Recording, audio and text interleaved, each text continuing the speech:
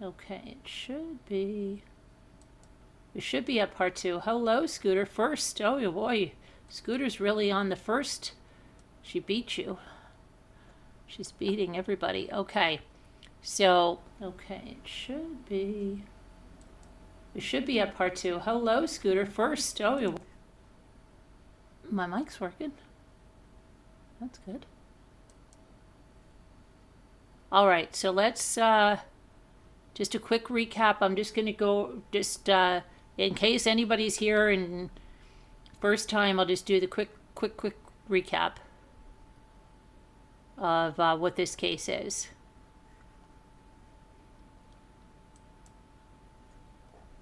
Get rid of this. Okay, whoopsie, I just had it. And then where did you just go on me? That's not nice. Not nice. Okay, I think Luke's just finally getting home. Basketball. Okay. Let me grab this. All right, so on April 8th of 2022, 18-year-old David Allan Ohlson fatally shot his mother. One shot with a shotgun with buckshot in it.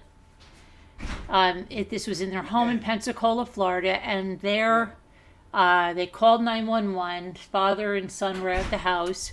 When they brought the mother out, as we saw in the body camera, she was sitting up and she looked conscious. And in fact, police that were there said they thought she would make it. And yet, when she was brought to the hospital, she was in critical condition, and then she was brought up to surgery, and she didn't make it. And so it was sad. And it was a bizarre whole thing at the police station, but a lot of us could see that it seems that the son, who has psychological problems, was set up, it seems, with the dad. So we're going to see a little more of that tonight with the other part of this interview. So let me pull that up, and if you need to go to the video description, you can read more about this, or you can go to the one. I don't know why everybody's... Jimmy? What's up? So, okay. Everybody's going to be really crazy right now. All right, let me go over here and pull this up for you guys. This will be interview number 2. I'm loading in full screen. And this is a different room than they were in before. And over here, Luke.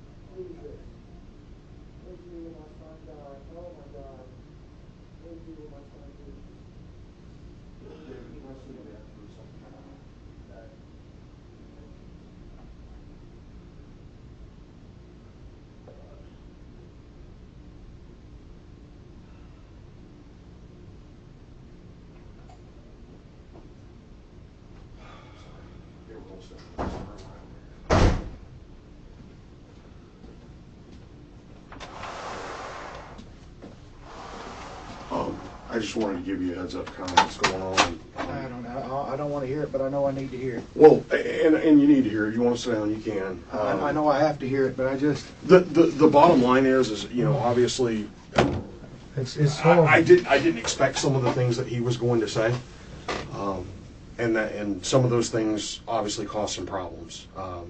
You know, when he talks about wanting to kill Tatiana. And, you know, and I understand that he's angry, and that's apparent. And then he talks about putting unloading the gun, but then putting one back in the chamber before you got there. And, you know, I mean, he pointed the gun at your wife and shot her. And I know that. I know it happened. And the problem is that after listening to him talk, I don't think it was accidental. I don't think that he had malice in his heart. But I don't think it was accidental. I think he got pissed off, and I think he overreacted, and he had the gun, and he pulled the trigger. That's the bottom line. That's what it sounds like after listening to him. It sounds like he was amped up, and he intended to kill Tatiana but couldn't. And then he comes back in and gets a confrontation with your wife, and then threatens to kill himself. And then when you show up, he freaks out and pops the round off into Mom. I don't know why he chose to do that. I didn't have a chance to ask him. Because when we started going down that road, it was apparent to me that, you know, it was a little more than what this initially appeared to be. And he's and I understand that he has some psychological issues, but I mean, he's a little more on point than I expected. I mean, he was able to tell a clear story. You know, so I don't know. I mean, I know you said when I talked to you the first time, you don't have any idea what he's diagnosed with, but man, I don't. Dude, I don't. And I'm just trying to understand his history. I know that. I know that, and this is why I feel terrible. I don't know what, dude. All I do is I don't even know how. I got you. Let me tell you something. I don't even know how to pay bills. I got you. I've been married 20 years. I never. Yeah, all you're doing is I've going never to even work. paid I a bill. understand. I understand that. I understand. I was going to bring her chocolates tomorrow, dude. We're selling a house. I know. But the problem is we have to deal with what happened. I understand that, and I don't. And he's been going to therapy for years. He's got this therapist. I don't even know her name. David knows her name. Okay. I've never met her. Okay. He's been seeing this therapist. He's taking all these different medicines, and I don't even know the medicines he's took. Okay. And this is part of the arguments my wife and me would have. That you don't even know anything. And it's like, baby, I don't know anything. All I know is I'm tired. I'm gone all the time. Yeah. I'm a crane operator. I work 100 hours a week sometimes. Yeah, I know. And I know you said you travel a lot, too. I'm always gone. And I don't know anything. I've never been in my son's life. All I've ever done is feed him. I mean, I come home. I don't go out and partying. Yeah. That's why when this whole thing happened, my son was doing so good. I would have never brought a gun in the house. Ever. For years, I've wanted one. But I didn't. Because Pensacola's getting crazy. Yeah. And after all I've seen on the news, and I've been wanting to bring one in the house. I've got one in my truck. That's personal. Sure. That is for me. I work a lot, and that's for me. Okay? But I've never had one in the house. That doesn't even come in the house. It stays in the truck. Right. But once I realized...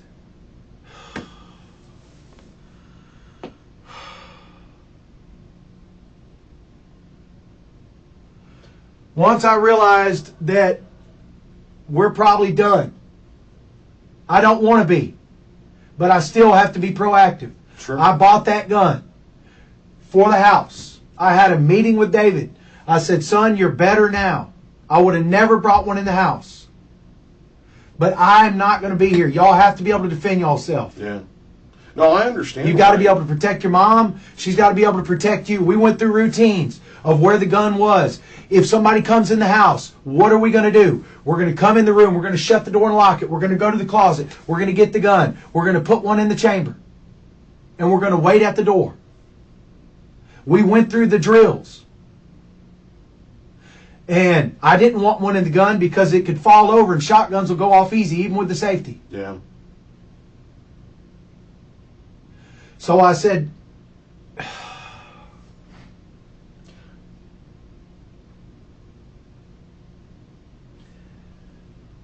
he was doing so good.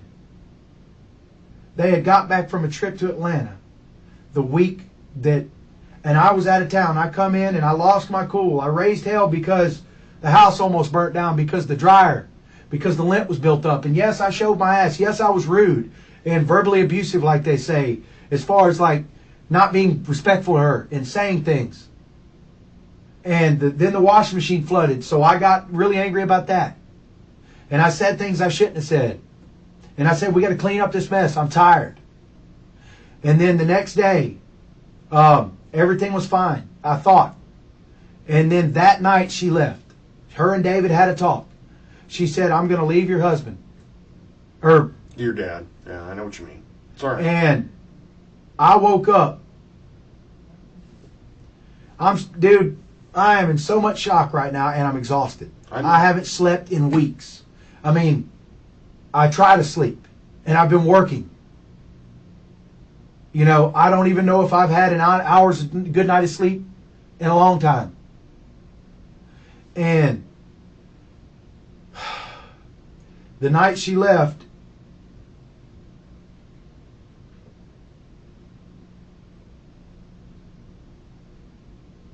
her and David were having a discussion. And I made sweet potatoes and sausage. And I went in the room and I said, hey guys, dinner's ready. And I was like, what are y'all talking about? And they were acting real funny. And there was something different about my wife. And then I went back on the couch and I ate and fell asleep with my dog. When I woke up at about 2 in the morning, she was gone. My son was still up. I went to see my son.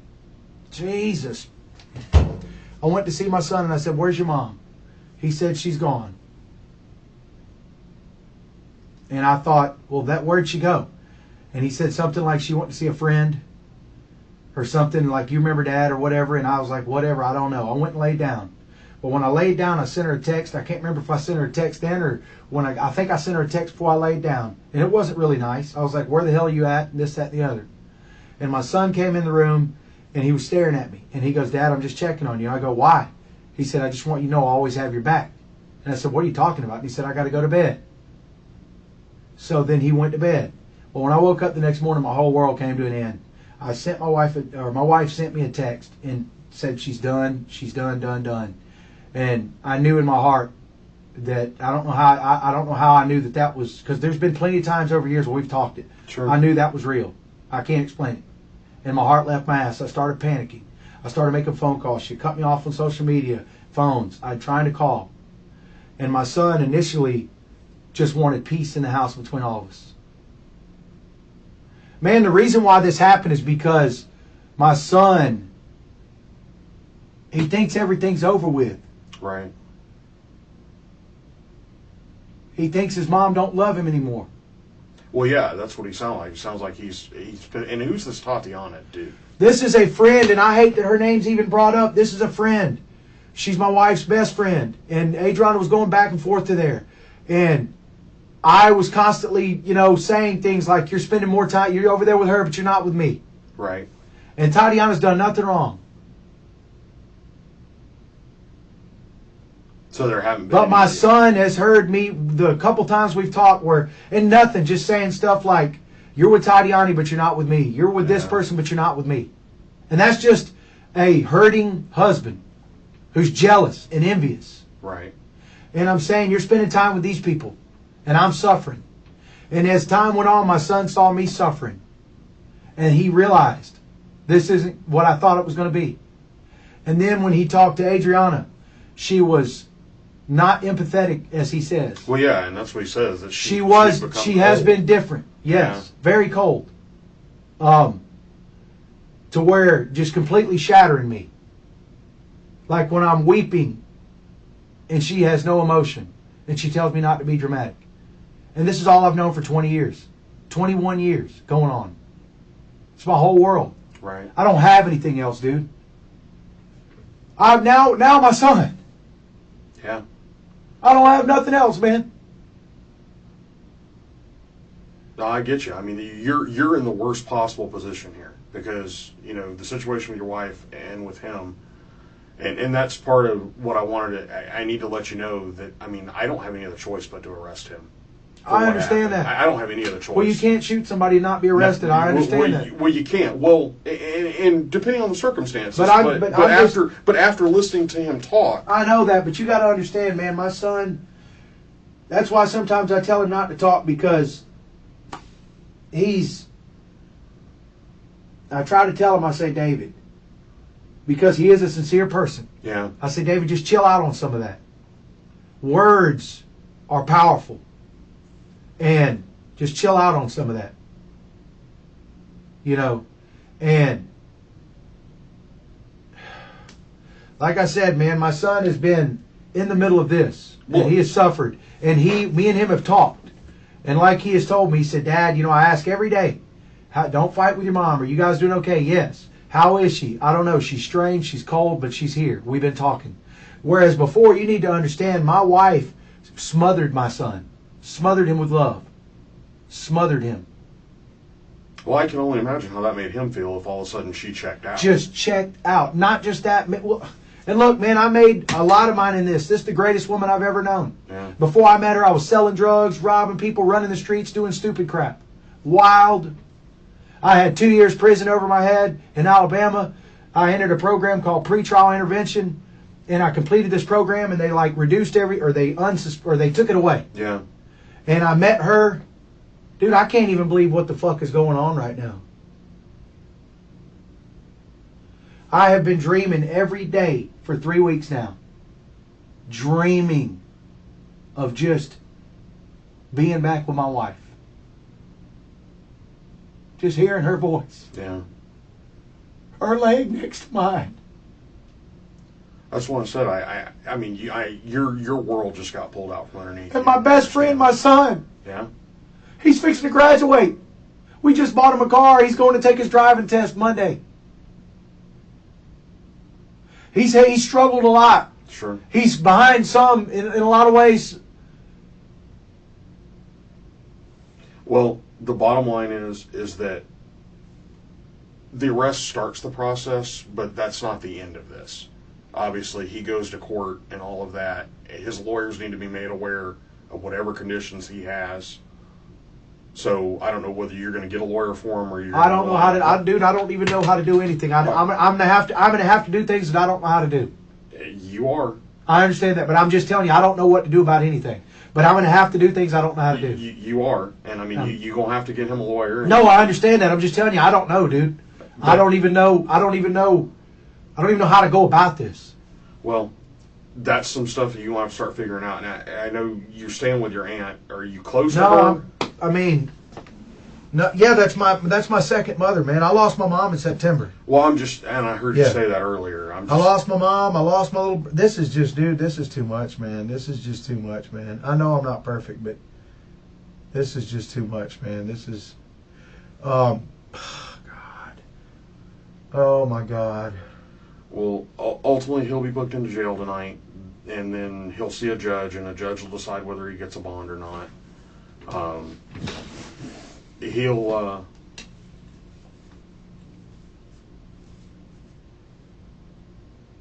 and then ultimately, I mean, you know, you'll have to, if he gets a bond, I mean, you'll have to explore those options as far as getting him out. But regardless, you know, you're gonna have to get a handle on whatever he's got going on mentally, because that information is going to have to be brought to his attorneys. I understand. I just don't.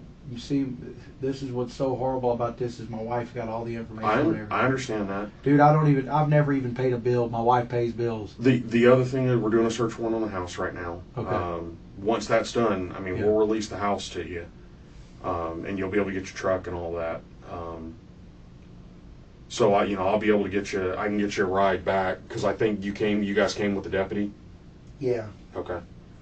I can get your ride back over there once they're done. That way you can get your truck and secure the house and stuff. Oh my God. Look, man, I know, I know this is, certainly not what you expected to deal with this evening, but the bottom line is we're here. And, so certain things are going to happen. The other thing I'd like to do is, I know that you've got a lot of information on your phone. Yeah. I'd like to take your phone and I'd like to download it and process it. I'll write a search warrant to do it, but I would like to take it just to get all that documentation for the case. You're going to see an ugly back and forth between me and my wife. too. I understand that, and that is what it is. Is there a passcode on your phone? I don't know. You don't know if there's a passcode on your phone? Dude, I'm telling you, dude, I just... How do you get into it? Oh, I don't have to do anything. I just get into it, you know. You swipe it. You just swipe up? Yeah.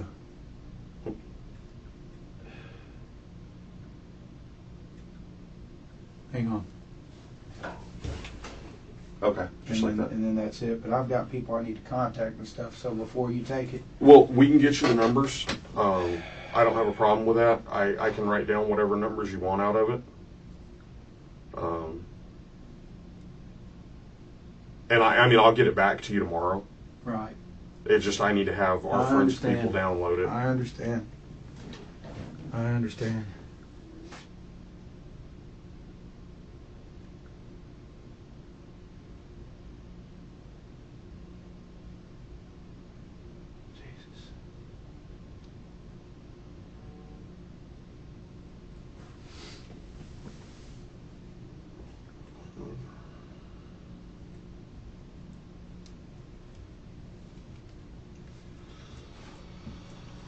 All right.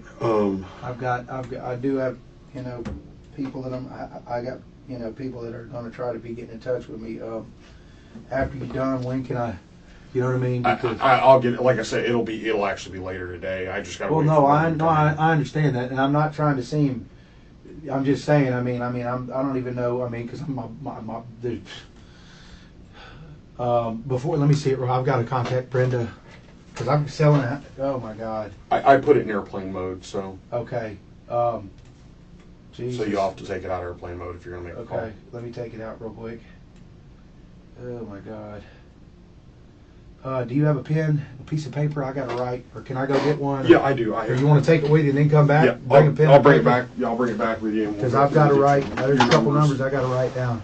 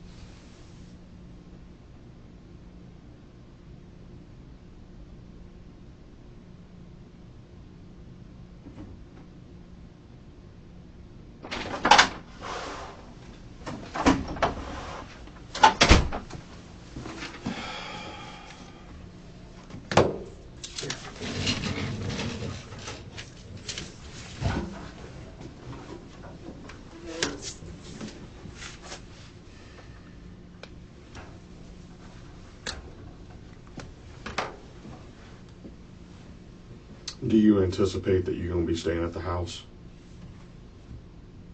I will be going home tonight. Okay. Well, so I'll bring it over to you as soon as they get it downloaded. And with it not having a passcode, it shouldn't take long. If it does, I don't know, dude. I don't know. Well, if all you have to do is swipe up to unlock it. The thing about it, here's what, dude. The thing about me, I don't know anything about technology. My wife handles everything. I don't even pay bills, man. I just make money. I got you. She handles everything. Well, if all you have to do is swipe up, it doesn't have a passcode, so. Because you're not having to enter numbers or a pattern or anything. How do I even tell my cousin I don't even know how to, oh my God. It's not going to do any good to text her because I'm going to have to call her. Jesus. Oh my God.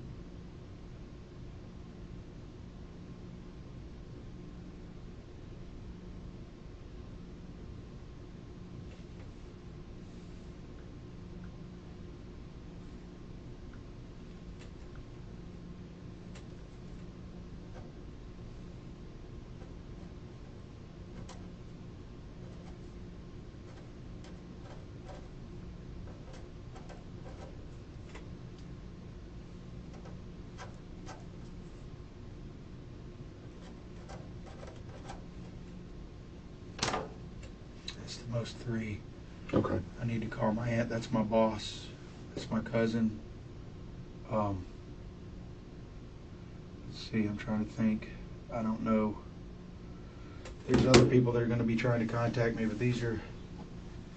Well, like I said, you'll have it back this afternoon, so...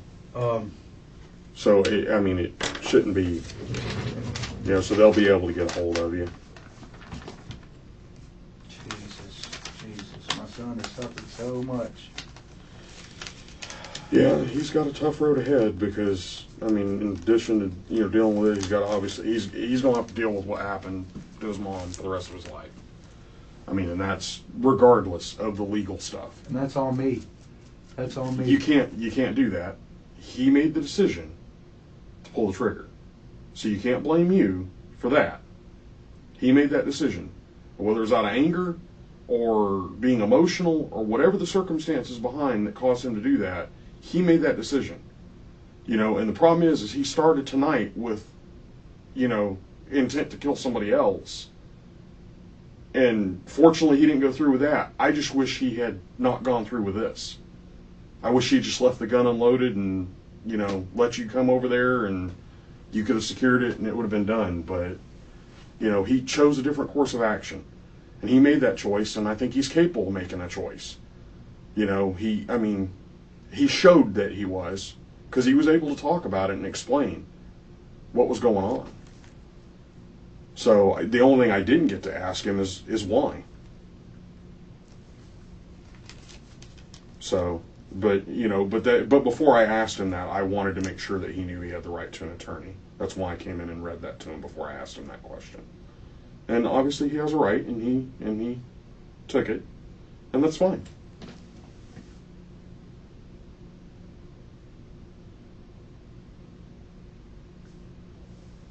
Can I make a phone call real quick? Yeah. I gotta take it out of airplane mode again to do it. Here, go ahead. Jesus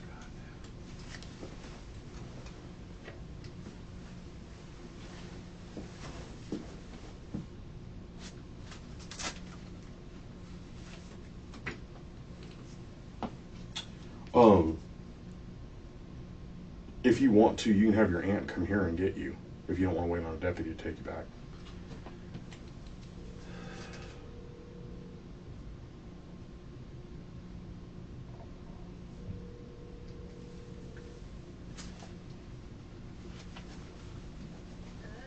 Hey, I'm sorry to wake you up, but I've got terrible news. Adrianna's gone. Pray, Brenda. David accidentally shot her with our shotgun. What? Yes. Oh my God. Yeah, I'm up here right now at the jailhouse. I don't even know what planet I'm on right now. They're taking my phone. They have to look at my phone, so I'll get it back tomorrow. But yeah, it's bad. I don't even know. She's gone. She's gone. Oh my God. He didn't mean to do it. I'm telling you, he was out of his head. He was holding the gun. It all happened so fast, and I was like, David, what are you doing? And he kind of moved around with the gun, and he pointed it at her, but it wasn't. And he just pulled the trigger, and then he dropped the gun the minute he did. And I grabbed it. I grabbed the gun. I hurried up, put it in my truck to get it out of the house, to get it away. And then I ran back in the house, and I didn't even know if he had hit her yet because it all happened so fast. I mean, I knew he did, but I don't know. My mind was just... And then when I looked, I just couldn't even believe what I was seeing. And I called the cops, and in my mind, I just didn't even know what was going on. I don't know how to... I don't even know how to process any of this. I was laying in bed. I mean, I was fully prepared tomorrow to bring chocolates and flowers and everything. And I was laying in bed when she called me and said, Aaron, David's acting up. We've been arguing. And something about the gun. He's talking about hurting himself or something. Or what, I don't know. I just woke up, and I haven't been sleeping. So I actually was getting some sleep. So I was like, okay, I'm coming. Well, no, I didn't say I was coming because she doesn't even want me there. I just jumped in the truck and started driving. And she called me back and said, everything's okay. And I said, all right, but I still kept driving. The minute I got to the house, I wasn't even there 2 minutes. It was just, she was standing up by the couch. David was sitting at the floor. Apparently the gun was in front of him. I didn't even know it. And then I was still kind of like trying to process. I was telling everybody to calm down. I was trying to process what's going on. I was kind of looking around the house, I think. And then next thing you know, I see Dave. I didn't even see him get up and move. He just was up, and he had the gun in his hand. He says he was moving it around. He kind of pointed it. He was just moving the gun around. And I'm like, whoa. I said, David, whoa, whoa, whoa, whoa, whoa. And then before I even realized what was going on, it went off. And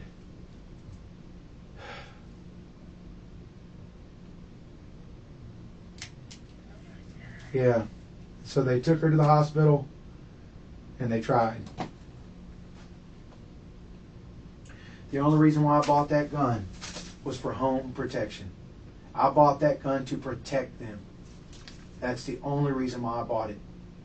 That's it. I bought it to protect them. We've been having so many home invasions in Pensacola. Yeah. And you're gone a lot. I'm gone all the time. I'm never home.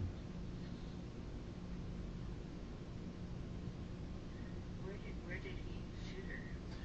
In the left abdomen.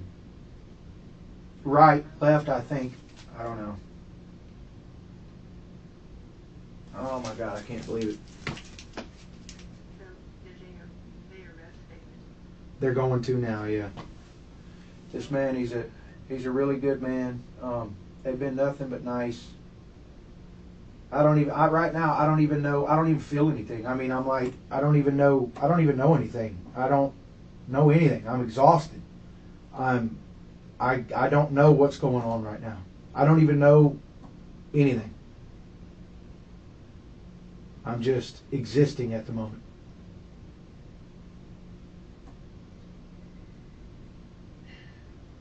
Okay. So I don't know how to go about. Is there any way? I mean, there's Any way you this man tomorrow this man bought that house. I mean, it's. I'm gonna call you later. I don't. Yeah, I'm gonna call you. I'm gonna call you back. I had to write some phone numbers down. I've got your number, Aunt Jeannie's number, and Sean Lee's number, my boss. So, oh my God, Brenda, I don't even know what is going on. I am not looking forward. I wish I could just disappear right now. I wish I could hang this phone up and cease to exist. I don't even know anything going forward. I don't know how. Where are you now? You're I'm at the jail. And Sheriff's office. The sheriff's office. And David, they're gonna book him. He didn't mean to do it, Brenda. He did not mean to do it. He's been.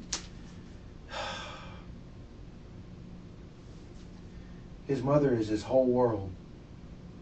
Yeah. And I think that he thought she didn't love him anymore, or I don't know what's going on. I'm trying to make, there's no sense in any of this. This is the most horrible, I can't even believe. I can't believe this. This is so, fuck. Listen, I love you. I'll call you later, okay? I'll call you when I get to the house. Let me call you back, okay? Okay. Okay, I love you. I'll call you back. Let me call my aunt real quick. Okay. Jesus, God damn it. Man. And my if she God. wants to come over and get you, she can, or I'll That's get you what I'm right gonna ask home. her. Either way. Oh my God. Can I see my son before you take him? Can I hug him? Yeah. Yeah, I'll let you do that. But do me a favor, don't tell him I'm going to tell him. Jeannie, can you pick me up at the sheriff's office? Or are you already back at home? Oh, don't worry about it. No, they'll get somebody to give me a ride. Where's your vehicle? The house? Yeah, everything's at the house. I don't know. Oh my God, it's not good. It's not good. I know. But they're gonna read him his rights when I leave. Well, he already, it's too, anyway. All right, no, all right, I love you. I gotta go. I'll call you. Do you want to come and get me? Please come and get me. I'm at the sheriff's office. Where am I at? It's 1700 West Leonard Street. It's 17. Are we near the You're county close jail? to the jail. Yeah, it's across the street from the jail. We're across the street from the jail. I'll give you the address. 1700. Yes, let me just write it down. Tell me when you're ready. Ooh, I don't. All right, I'm gonna text it to you. All right. Okay. Oh Jesus. Oh my God. You said 1700 West Leonard.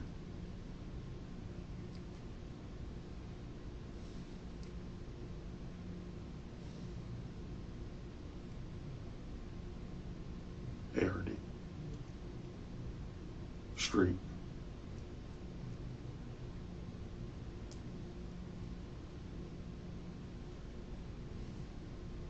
Yep.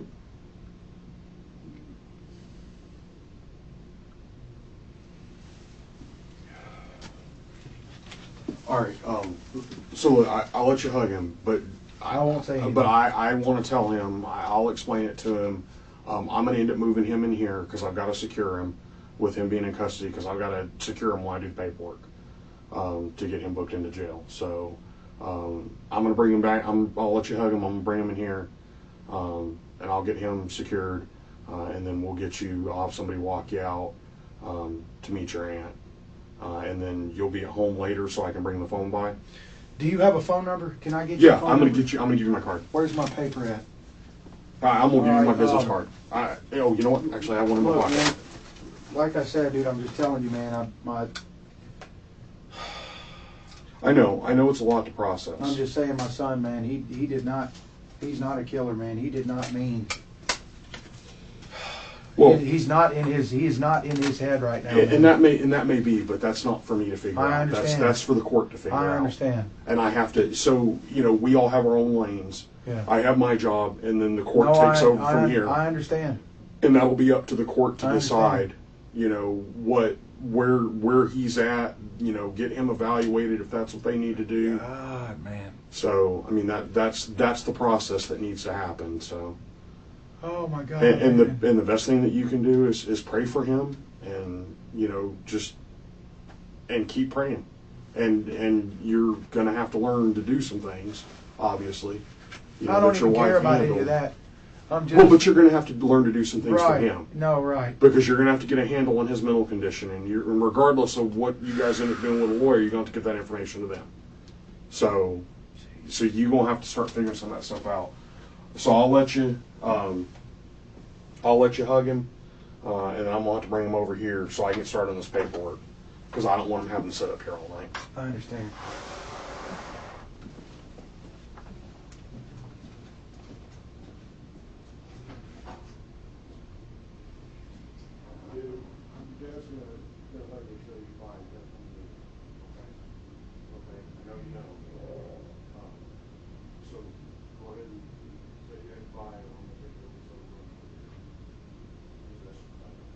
Yeah, I'll take the restroom. That's fine.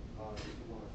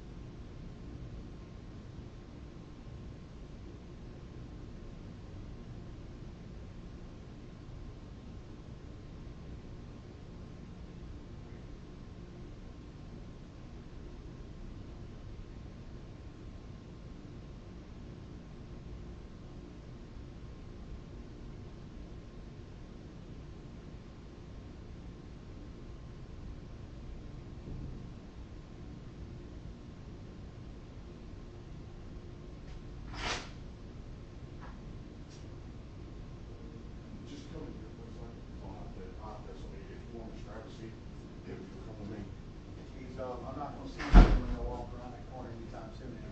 You won't. So it's time to say goodbye. And then I'll have to get you out because your aunt's coming to get you. So Alright, so I'm going to job for this. that's what we're, yeah, that's next step. So I'll explain all of it to you. So just wait and talk to a lawyer, all right? That's fine. Well,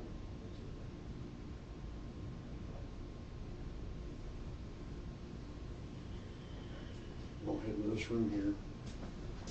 If I can get you to sit at that edge.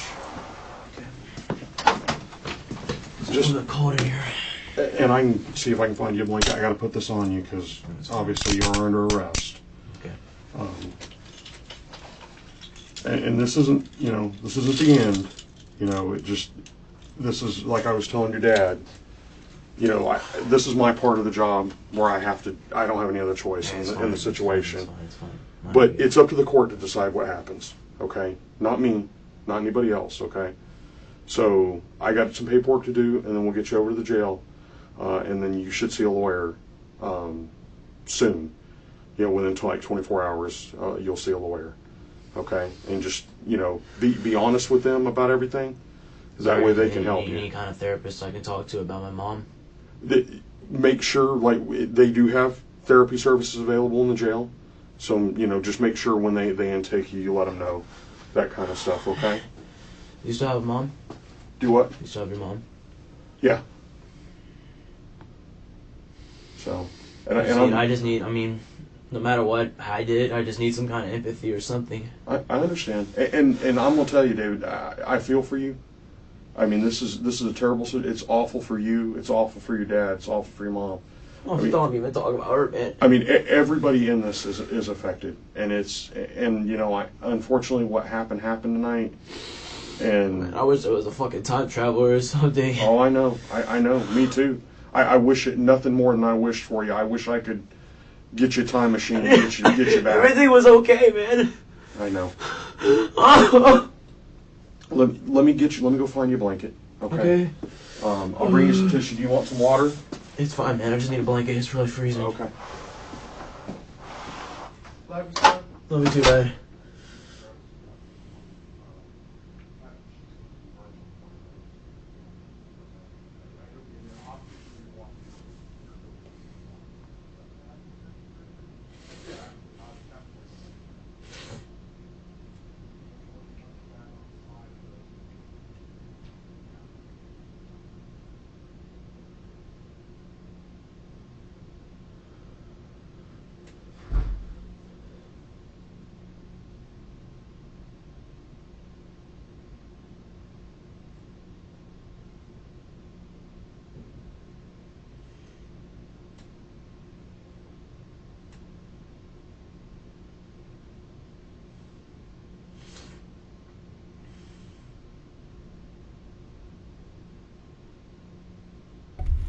Muppet Mower, he set his son up. Hi, Sunshine. He set his, prayers for, did they find her yet? Or find out anything, Sunshine, on Savannah Guthrie's mother?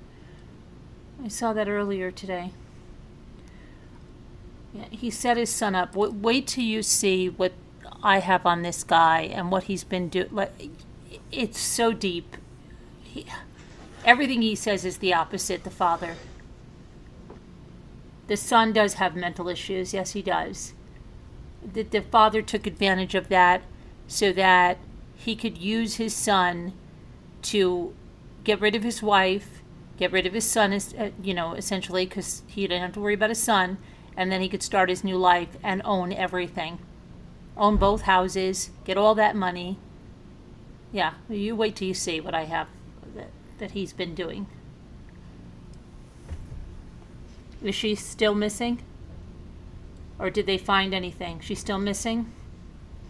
But their house is a crime scene.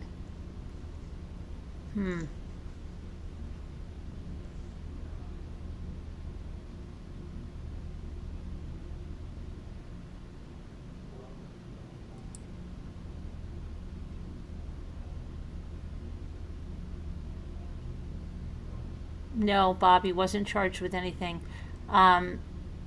But there's other stuff. We've got a lot to go over. It's in Florida, Pensacola, Florida, Texas. Welcome, everyone. Please hit those likes. Can you please hit the likes while we're here?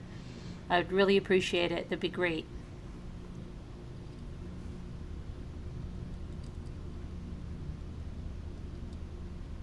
He actually bought that gun when he left 3 weeks ago, and I think for those 3 weeks he was grooming him. He bought him a car. I believe he bought him a car as all part of this whole thing. You'll see. It's all going to come together, okay?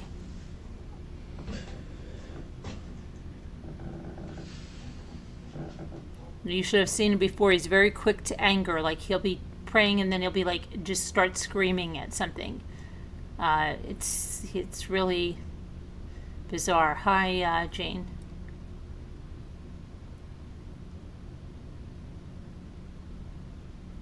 Hi, the oddball. Dad's behavior was very subdued and not very concerned for his wife. No. Yep, he got him a new car. Bow and everything on it, and pictures and everything. It's the one that was in the driveway in the police cam in the video yesterday. No, you're fine, Sunshine. Yeah, prayers for Savannah Guthrie's mother. Hope they find her alive and well and bring her home safely. It's a dire situation.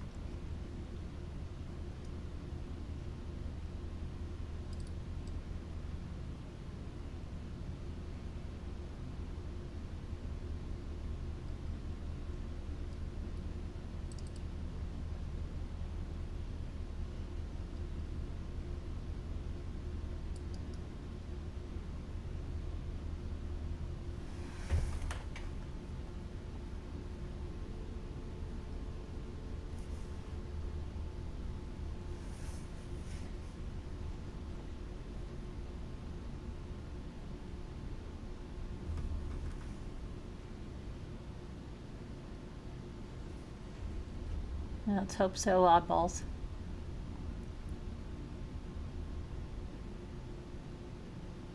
No, he doesn't have a license yet.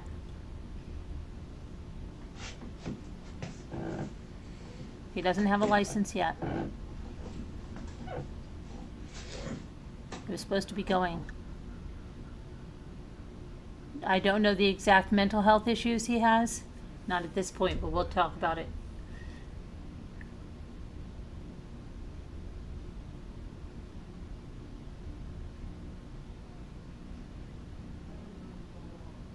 Yeah, Chrissy, watch yesterday's video.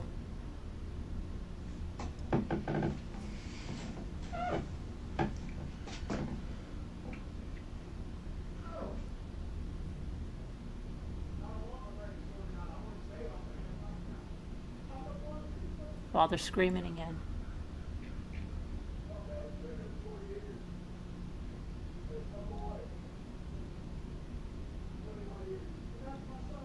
Because he wanted this to happen, oddball. I believe he did all of this to make this happen.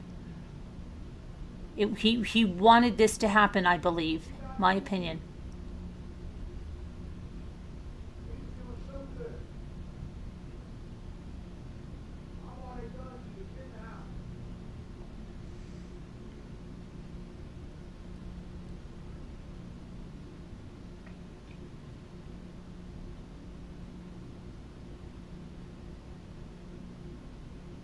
Not really, B-Lady.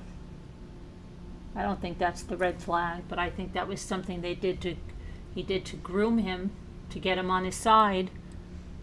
A lot of people have cars before they get their license, when they have their permit and stuff, and they're practicing on them. That's not the thing, but it is the fact of how he did this, that he groomed him, and I think that car was all part of that.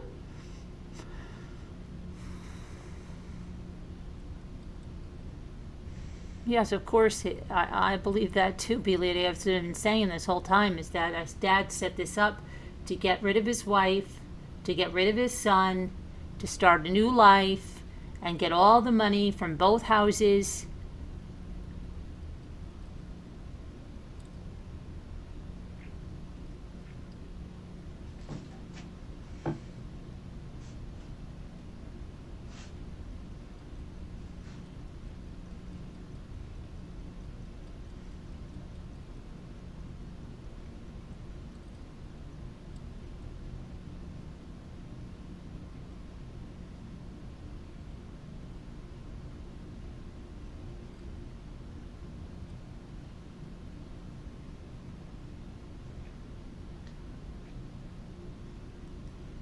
You guys who are like have a lot of questions, you should watch the video. Let me get you the link from last night and put it in the chat. You can even bookmark it because you'll learn a lot. I have the police cam video from outside the house right after the mother is shot, and the first part of the interviews that will tell you a lot. And I'm going to go through this case, through all of the discovery. I have the pictures, I have the documents, I have everything.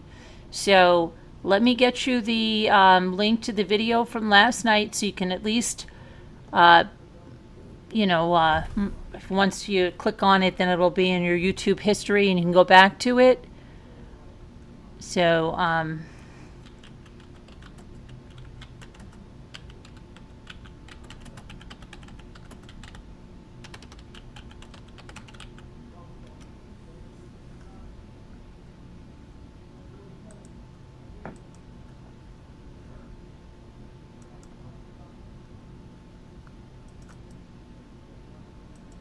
here you go. I'm putting it in the chat. Okay, this is part 1 that I'm putting in the chat right now. And I'm going to put it in the video description. Right there. And I'll put it in the video description as well.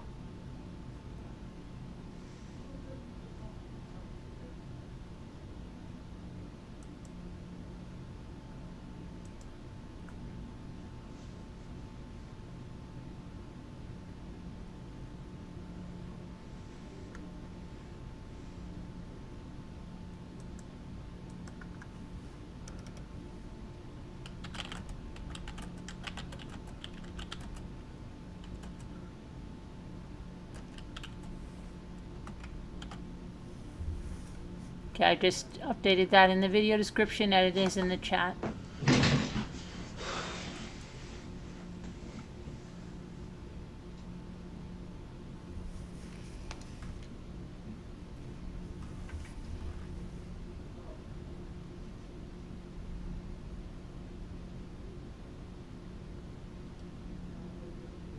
Hello, Jaden. He shot his mother. Hello, Jimmy. How are ya? Jimmy Jacobs fishing. What kind of fish do you fish for, Jimmy?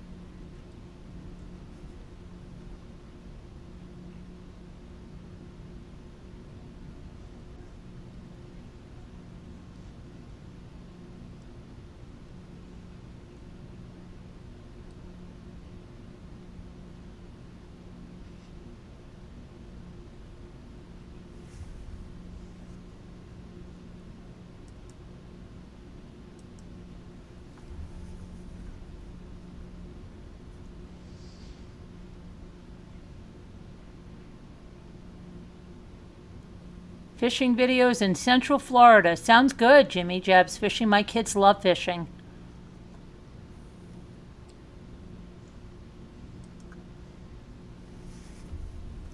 Largemouth crappie, all kinds of saltwater fish. Sounds cool. Hi there, Red Cap. How are you doing? Welcome in. Welcome in. Please hit the likes. Thank you.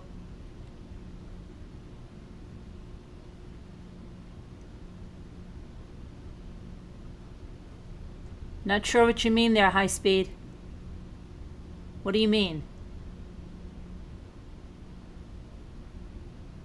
Self-aware. What does that mean? I don't get it what you're saying to say.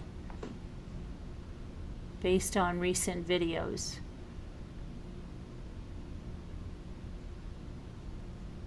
Whose recent videos? North Dakota. Hey there, Zigzag. Is it cold up there, right? Must be. It's cold, freezing here in New York.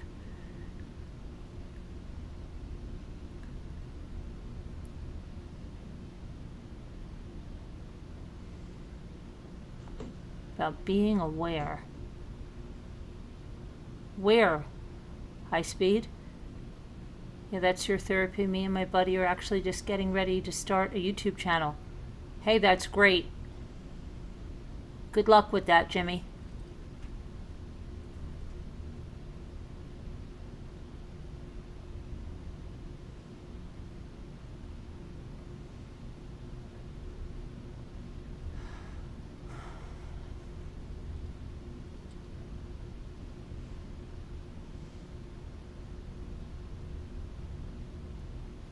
Hey, Jade. Yes, she died. Yes, she did. In surgery, Jade.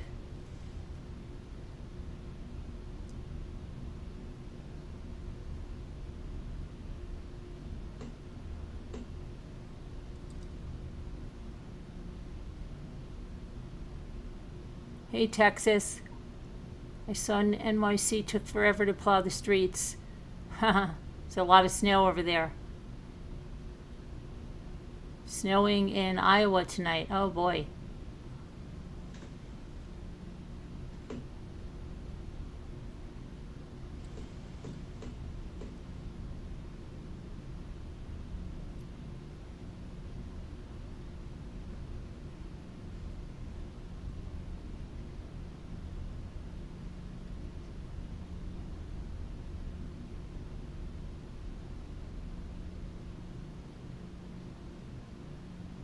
South Dakota? I thought he said North Dakota. Is it South Dakota? I want to look up the other videos, but what's the quick version? Hey, listen. Right there. See the link I just put in? That's part 1.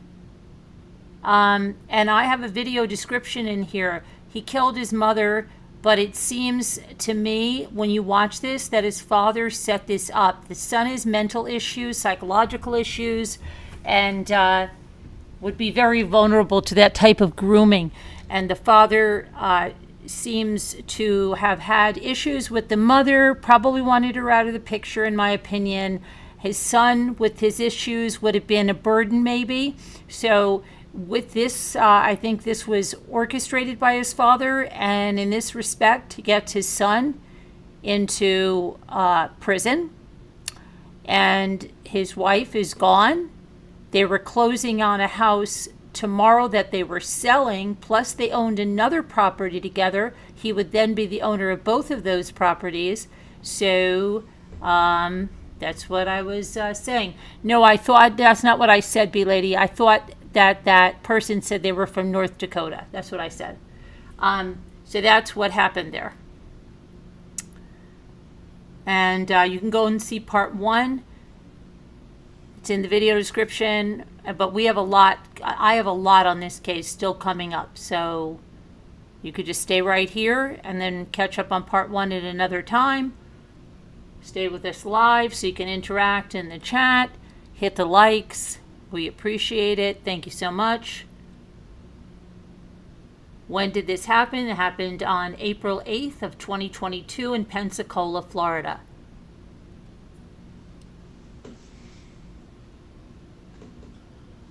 I was watching it. He didn't say anything about her the entire time.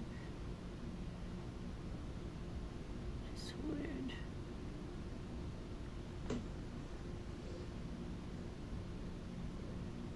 Well, we don't really know that. We only have his version, B-Lady. We only have what he's saying, and I don't think he's the biggest truth teller there is. So you have to take that with a grain of salt. Whatever he says, you got to take it with a grain of salt. Most of the time, it's the exact opposite.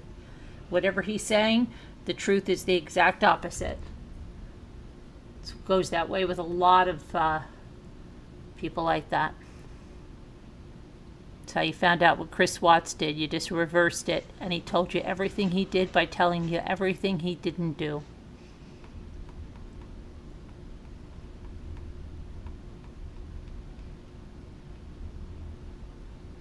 Funny like that.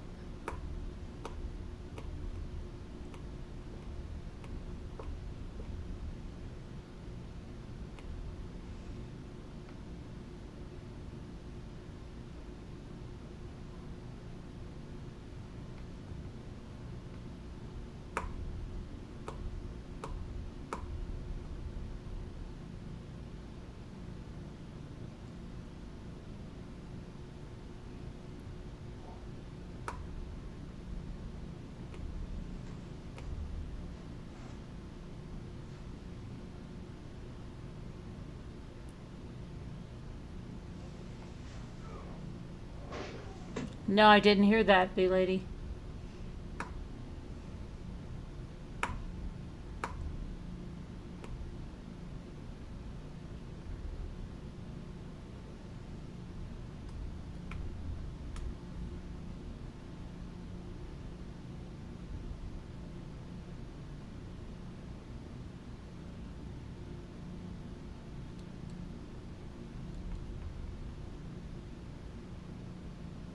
Taking a long time to get his blanket back, huh?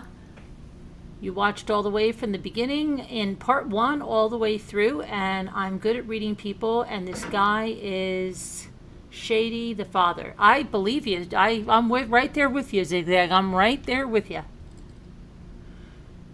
I can pick up what you're putting down. I got it. I feel the same.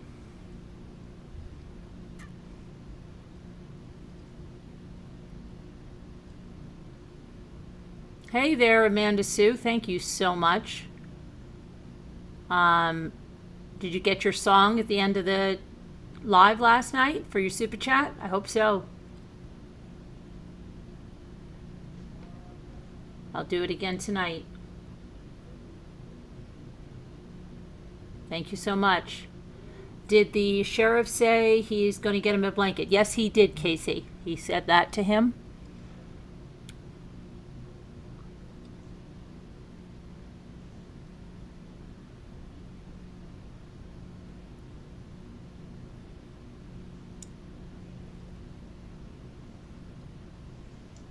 Hey, Mr. Wu.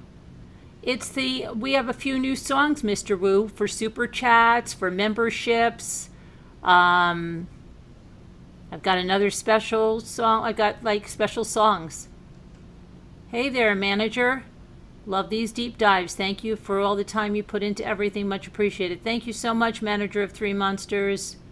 And I'm praying for your sister. Yeah, guys, please remember manager's sister, Amy, in your prayers. Thank you.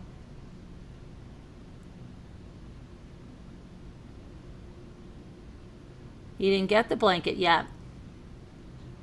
Mr. Wu, you never answered me if we were safe from the purge. You had me worried the other day. Now I don't see that anymore, so I'm wondering, did we make it?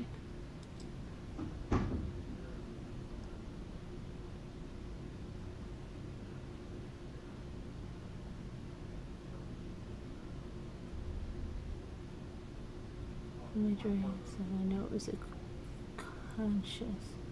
When someone asked if its favorite color was, and it had a preference. Yes.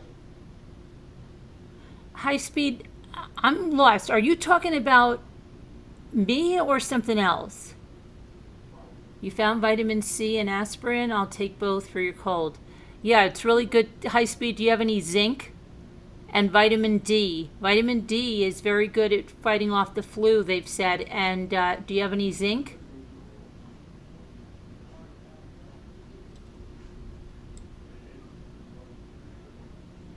You're welcome, manager.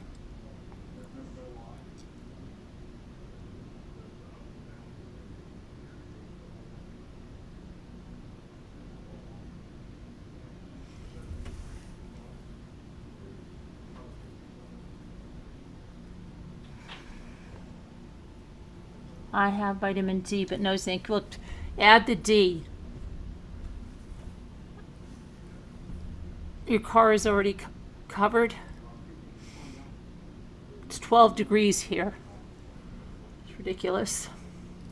Ridiculous. Big flakes. What do they say? I remember in school we used to see them in the window and say, "Oh, big Your dad asked me to ask you, are you seeing a therapist or a psychiatrist right now? Yeah, I want me to give you all the doctors' names. Yeah. Yeah, I also heard I'm gonna face 21 years. Is that what I heard over there? Do what now? I just overheard y'all talking. No, you didn't hear us correctly. What I said was his aunt's 20 minutes away.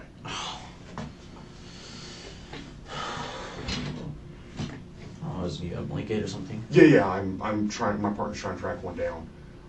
Your doctor. Okay. It's for your dad, too, so he's the one that's asking. Okay, McKettrick Man's my therapist. Kendrick Man? McKettrick McKettrick. Man. McKettrick Man. My psychiatrist is, I don't remember if I still go to him. I don't remember if I'm still under him, but it's Jordan Iserman. Jordan Iserman. And my pediatrician is Carol Andrews. If that matters.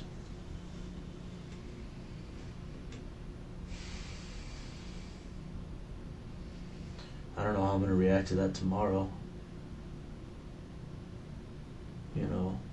through stuff like this. Usually the stuff I go through gets better every day, but loss, it doesn't get better every day. No, it does with time. Not this. Well, the bottom line is, you're going to end up having to spend some more time with a therapist to try to even work through any of this. That's I not mean, exactly that has true, to B happen. lady. I mean, And I know that you for a have to fact. be It's able- the I kind know, of, obviously you've been it's open the to that kind before, that but it you're gonna is. have to stay open In to it. fact, they are promoting Because it's the only way. certain It's the only way types. you're going to get through it. You're right. So, and then obviously it sounds like you have a strong faith in God. They actually have, that. YouTube has Because its that'll help own, guide you too. and it's being rolled So, out I'm with not gonna certain lie to you and tell you creators that it's gonna feel who are better supposed to be instantly. I creating know. And shorts it may never feel better. and promoting it. But I mean, you It's can. certain types of But you- stuff but they just don't the want, smell of gunpowder's in my regurgitated head stuff. right now. I know, and it And will. I- Faceless. That was something I enjoyed doing, man. I know. That was a hobby, and then it just it's the recoil, the smell, and then she falls down. Oh my God, it was like a bad dream, man. Yeah. Yeah, and suddenly it's like everything feels like it's like. I mean, I'm It just feels like hoping. a I'm dream, but then hoping. it feels like a I'm reality. hoping. I'm hoping I wake up, man. I really hope I wake up. Well, I wish it were a dream. I really do. I mean, I can't even imagine. Let me get a blanket. You're shivering. Let me see if I gotta find something. So.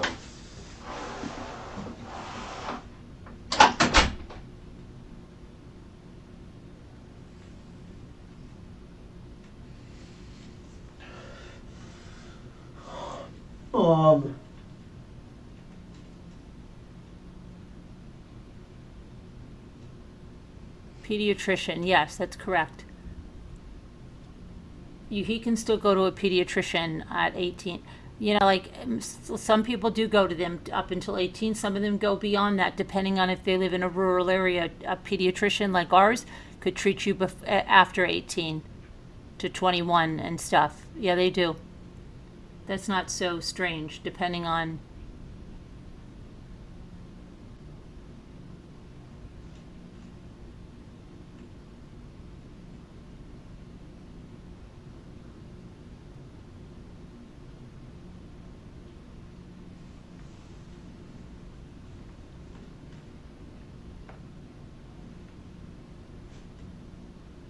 Yeah, a nightmare, it's exact.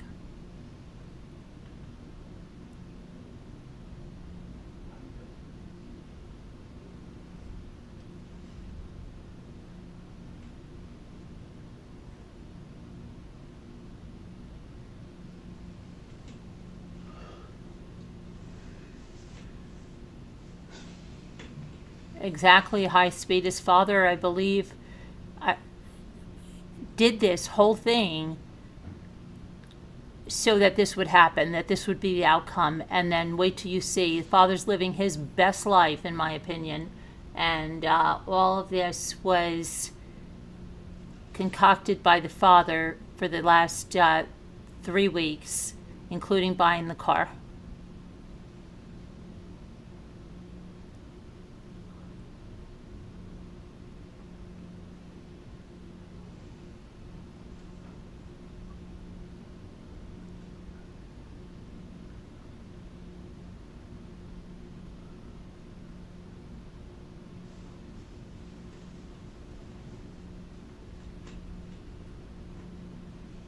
Up here by me, kids go to the pediatrician like while they're in college.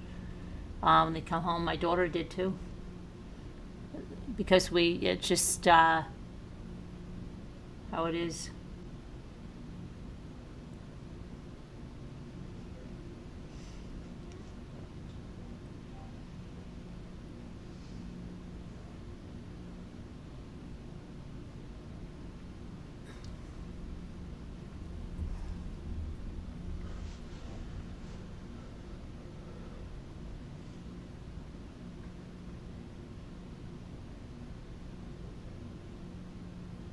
Yeah, Amanda Sue, I agree.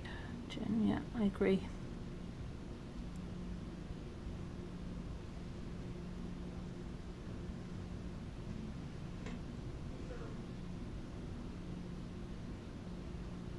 Exactly. Zigzag. And I think he put a whole bunch of ideas about his mother into his head. You know, because his father lied. I'll tell you. You heard his father say that he wasn't really in his son's life or something. Well, I'll show you something else where he says, "Oh, I was so into my son. He's my best friend. I hug him 100 times a day."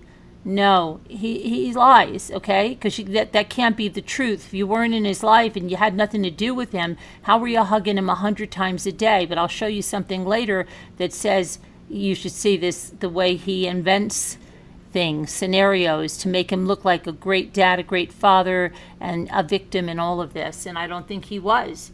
I think he orchestrated this entire thing and made his son take the fall for this. He knew his son had mental issues, and he could groom him to do what he wanted. That's why he grabbed that gun. He said he grabbed that gun immediately and ran it out to his truck, because maybe he was afraid that his son was going to turn it on him, like, "What did you make me do?" or whatever, like, "You told me this," or whatever. So he grabbed that gun and he brought it out to his truck.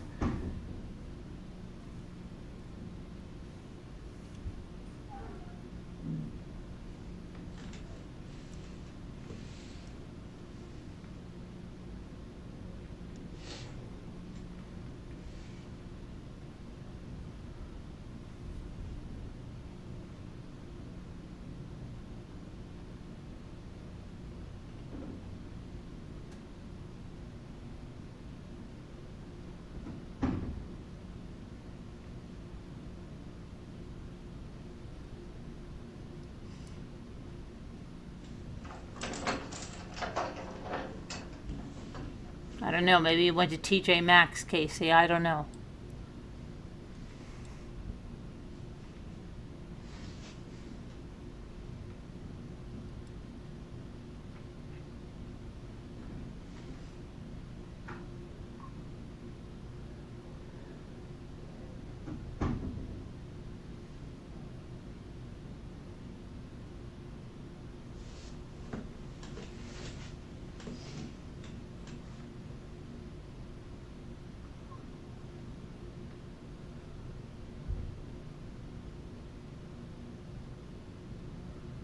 Where did you move from?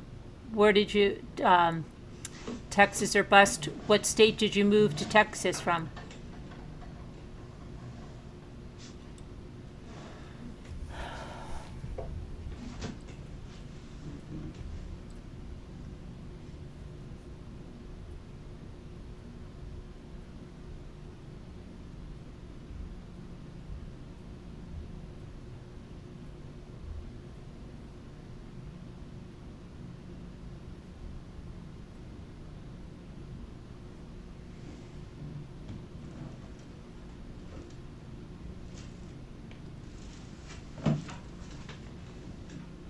Oh, really? Syracuse? What made you move to Texas? I'm in upstate New York, too. Not that far up there, though. What made you move to Texas? That's a big change, isn't it?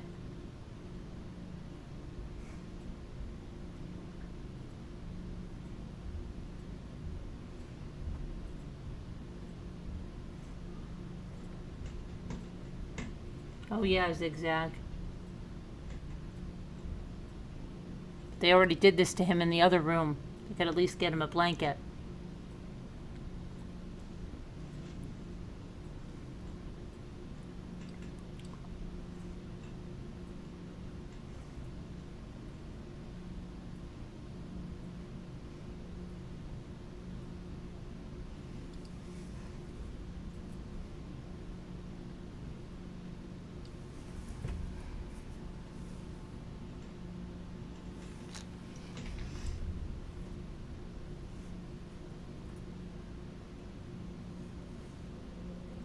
We'll see, bee lady.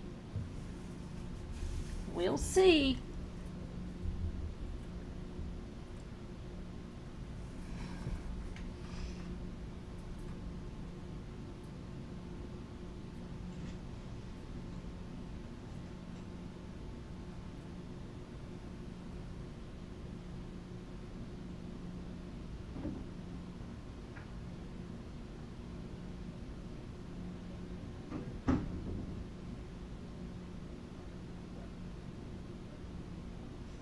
Ethan Fed. Hi.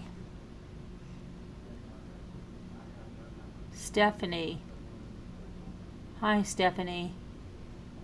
Thank you for subbing, Stephanie. We're watching an interview, the case of David Allan Ohlson. Love you, Dad. I love you. I gotta go. I love you, son. Love you too, Dad.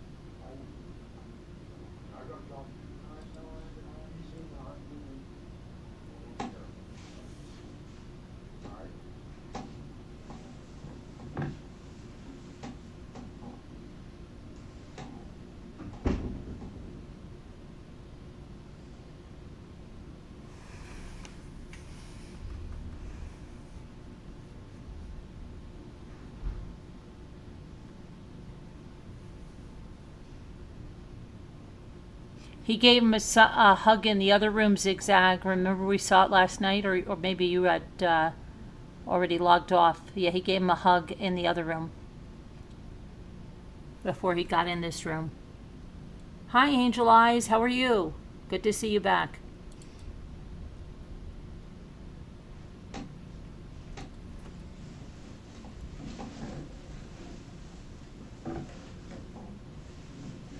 Everybody, if you could please hit the likes, that'd be really appreciated. Thank you.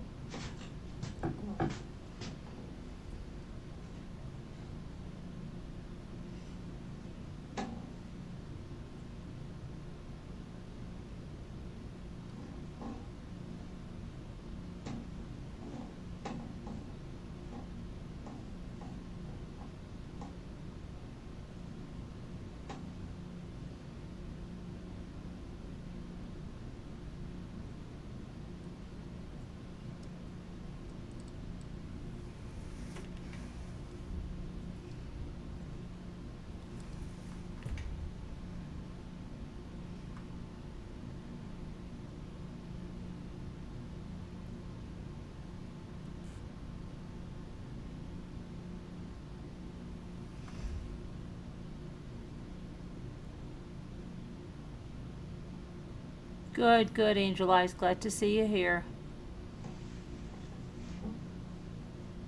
You remember him hugging his son earlier? Yeah, well, they told him that he wasn't going to be able to, so I think it was like even a courtesy that they let him kind of say it into the door.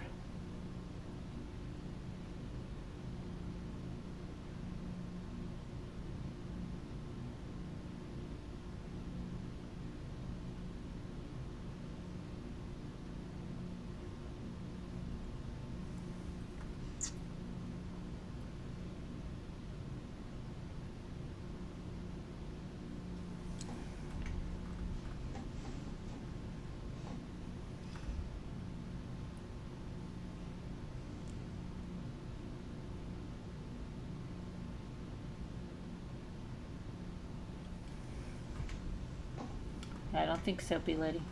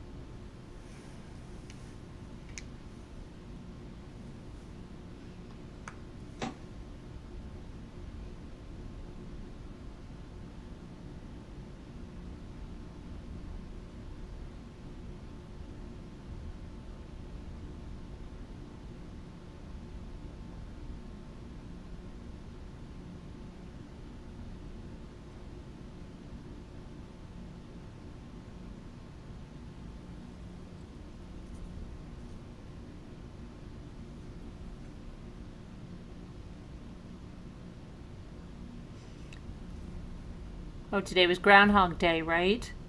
Puxatawny Phil saw his shadow. 6 more weeks of winter, as if we didn't know.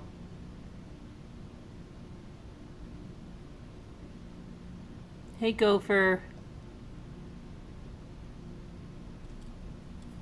Thanks for coming in.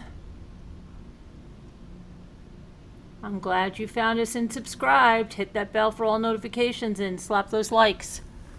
Thank you.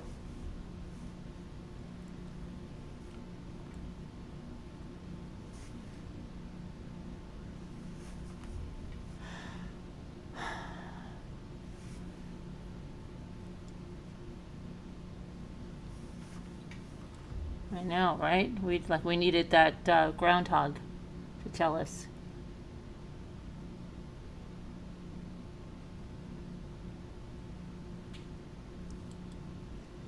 Like we needed him to tell us. I don't think so.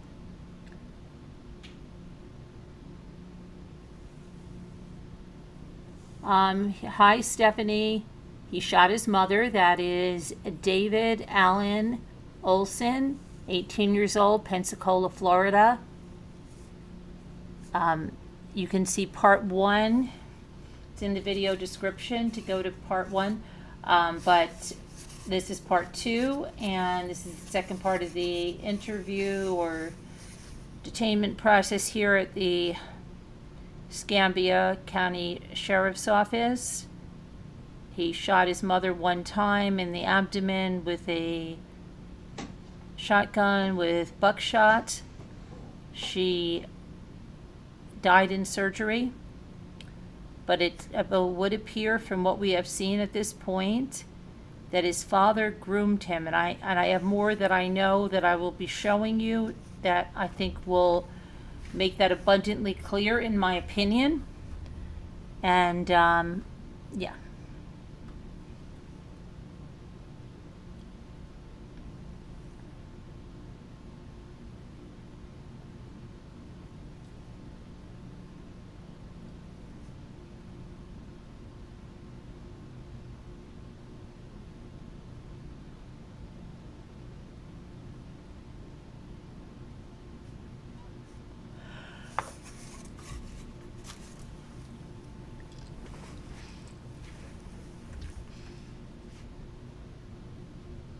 Yes, Amanda, I agree with you. Definitely groomed him, I agree. In my opinion, I agree.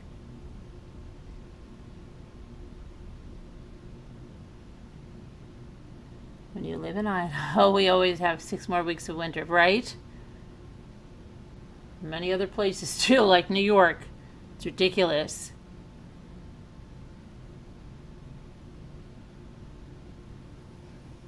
Ridiculous. Remember 1991. You know, why do you remember 1991? February 3rd was so warm.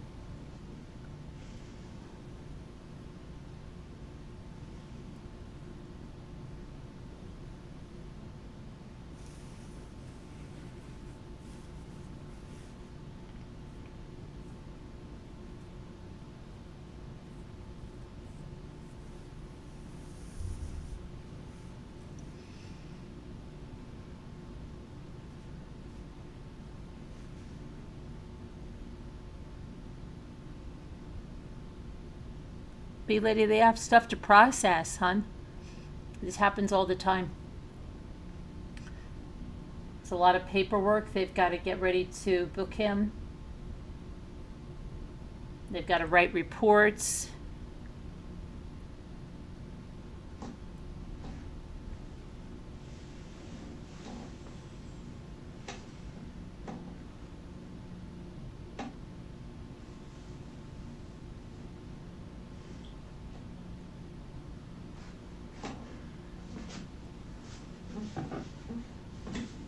Takes time.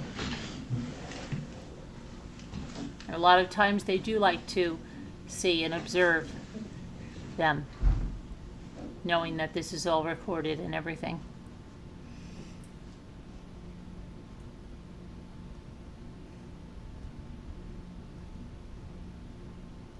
Oh yeah, Gopher.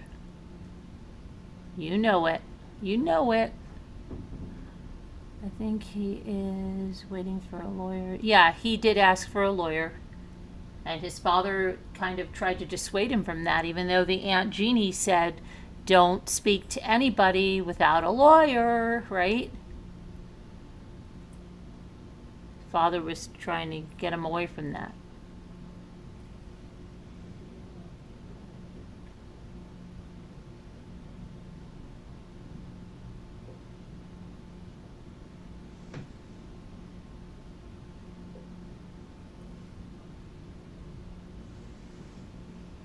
I bet, Chrissy, yeah.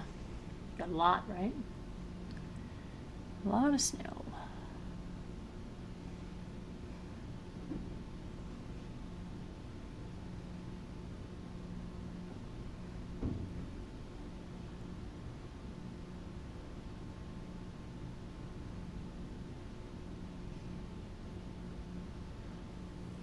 Hi, Brian Murphy. How are you? Hi, UHP. How are you? He is currently housed at Wakula Annex and expected to be released, 2031, with gain time for good behavior that will move forward. That's a pretty tame unit. He will be fine. Yeah, wait till you see what I have on the dad, UHP. His dad set this whole thing up, in my opinion, and you'll see what his dad's been up to. Plus all the other stuff I have.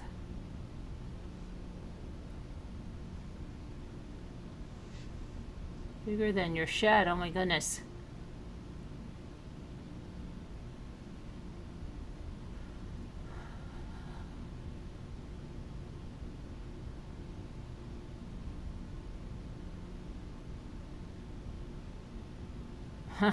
Funny zigzag.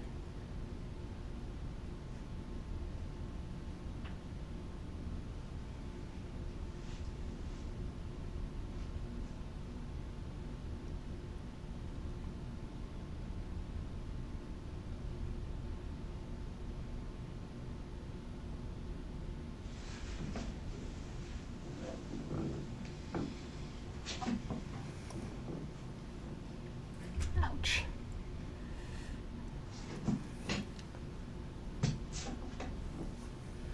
Freezing.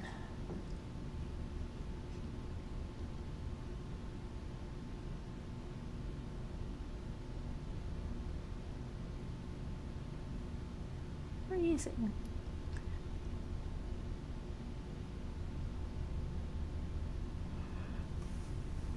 Oh.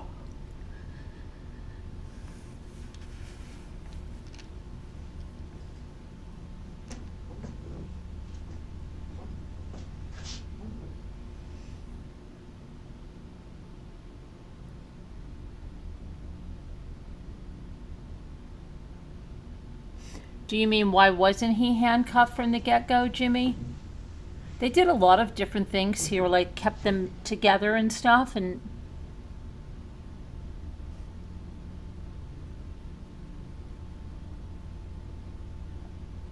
why didn't they charge the father with something?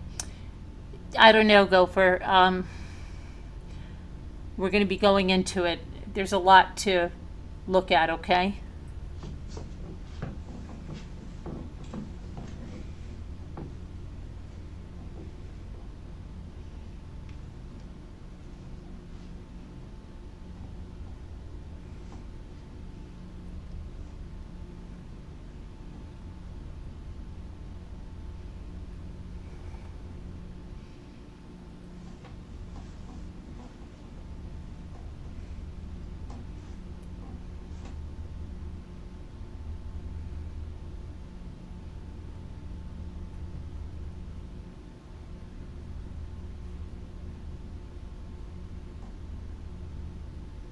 You'll see it all. I've got everything.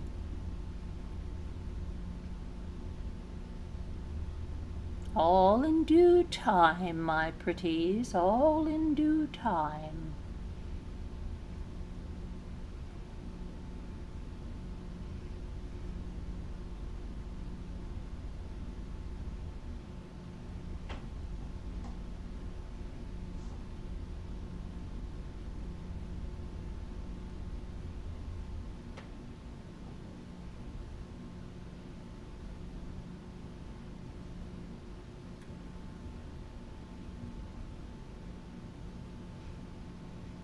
I don't think it's that he told him to do it. He groomed, he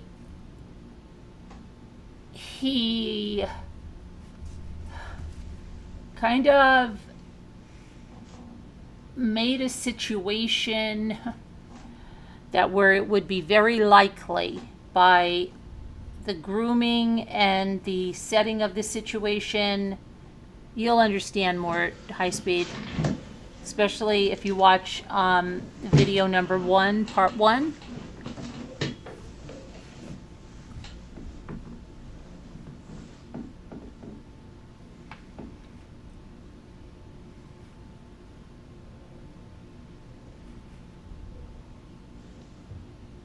Yes, Gopher.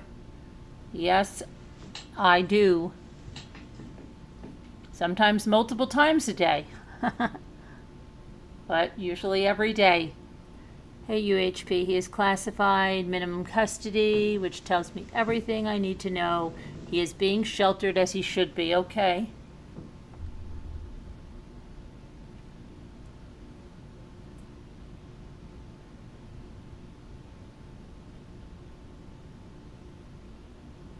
Pattern could be established, yeah.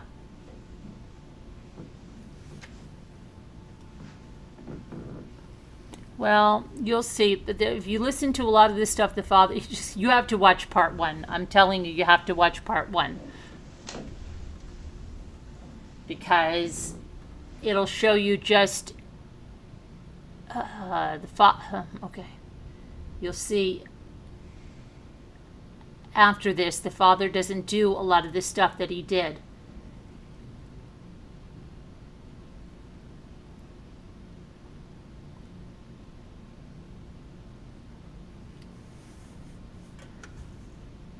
You want to fast forward a little bit?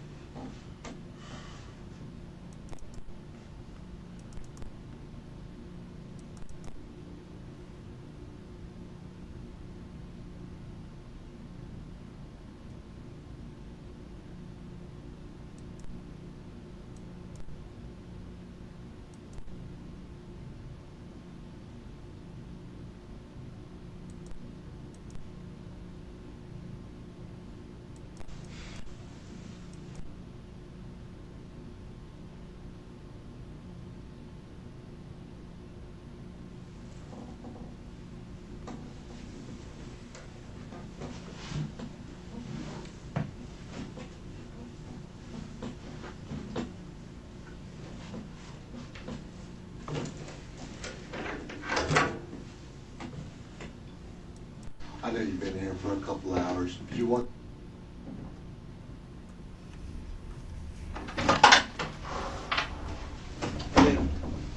I know you've been here for a couple hours. Do you want something to drink, like a Coke or a Sprite, some snacks, or chips?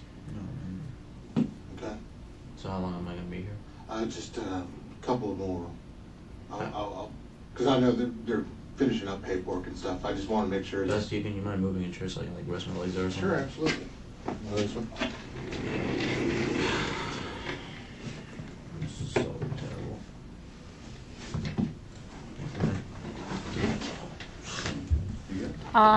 Yeah, Jimmy, father said they were separated for 2 weeks, and then he said 3 weeks, and then he said his wife wanted a divorce, and then he bought a sure. gun. Anything the comes house. up, restroom break, just tap on the wall like that. We can hear you. Okay.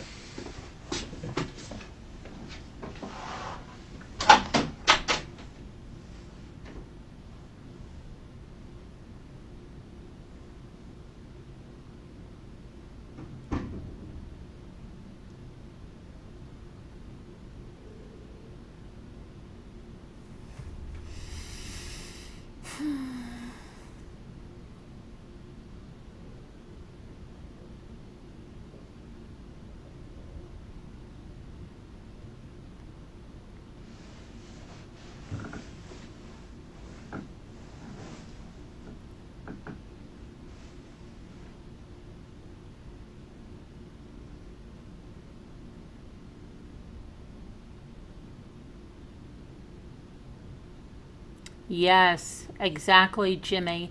And he told him like, "Oh, this is only for protection. This is only for protection. I'm going to show you how to use it and all this stuff." And come on, his son has mental issues. His son has psychological issues, and you're going to get him. You're going to get a shotgun, and then, believe me, you're going to see how what I think. I don't know. It's my opinion that I think this father. Oh boy, he's totally horrible what I believe he did, in my opinion. And I can show you things afterwards that kind of go right with that. Besides the one from yesterday. If you watch the one from yesterday, oh my goodness. Show you so many lies the father's caught in.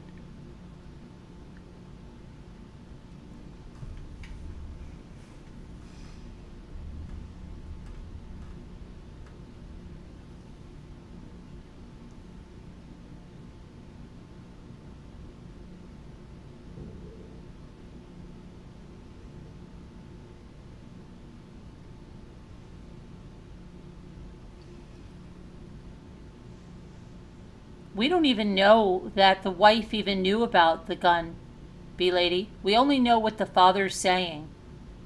And we don't blame the victim. She's not responsible for that. We don't even know the situation. We don't. We only know what the father has said. She may not have even known. But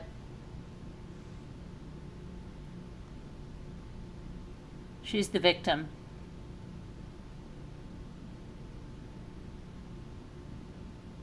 According to them, it was in a lock and key. But the father said that, oh, they would know where this is because it's for protection and all of that.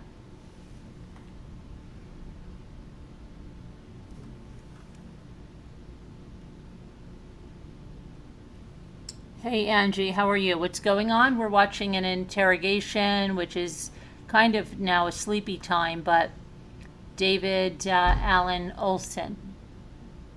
If it's a pattern of control, brainwashing can be established, possibly conspiracy or negligence charges could be made.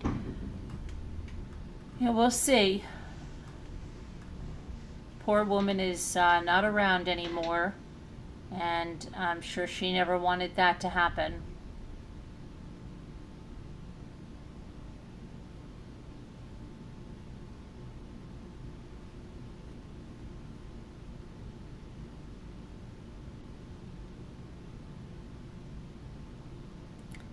Right.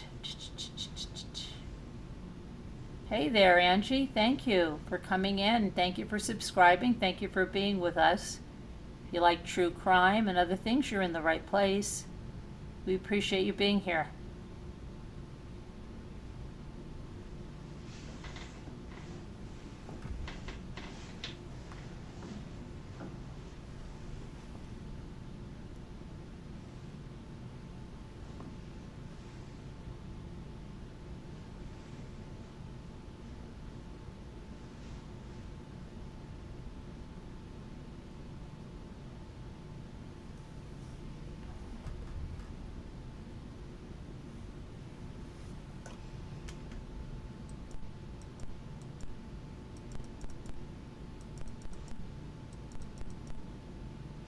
While this is going on, I'm going to start putting up a few of the crime scene photos on this side of the screen. Okay, so let me go and get some of the let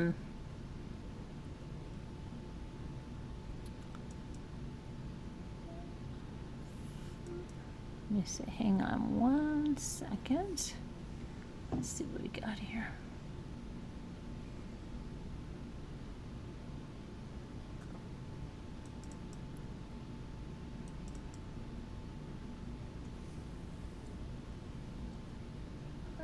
Heck.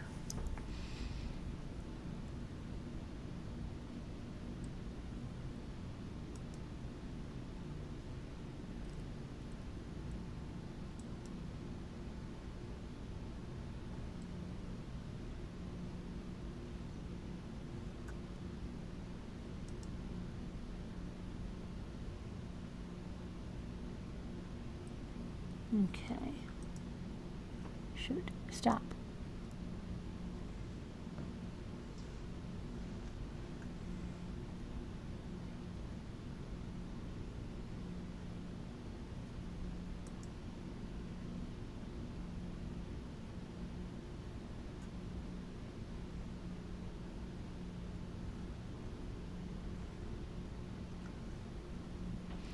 Okay.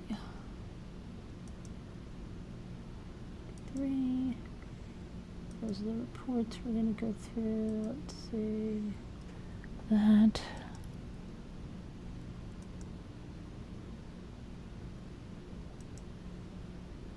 Okay, I wanted to go through while we're waiting.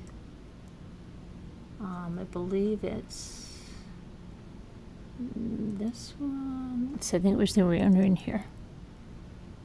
Okay, and I'm gonna.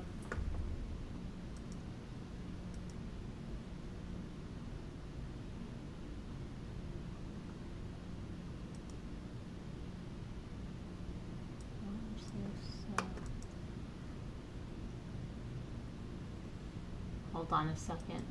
Trying to get now what happened to your thingy? Hold on a minute.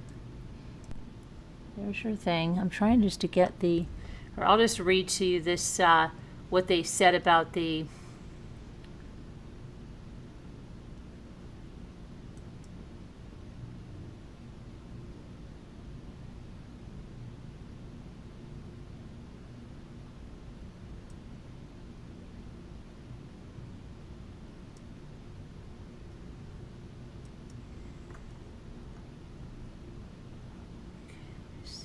this one.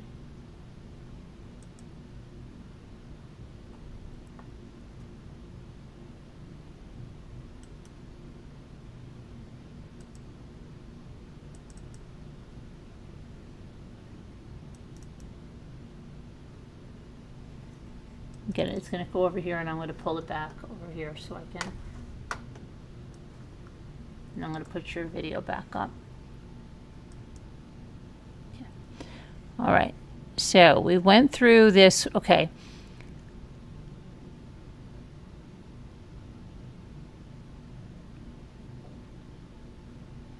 Okay, on April, this is when they got David Allan Ohlson's father was interviewed by investigators, with David Allan Ohlson providing the following sworn statement. The father stated he and his wife separated about 3 weeks ago, and he has been living away from the family at another relative's home. That's his Aunt Jeannie's home.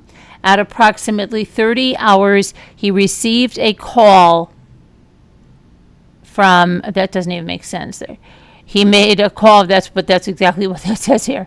He received a call from Adrianna, the victim, who stated that the son, David Allan Ohlson, was acting out and made mention of a gun, though the father could not remember exactly what Adrianna said.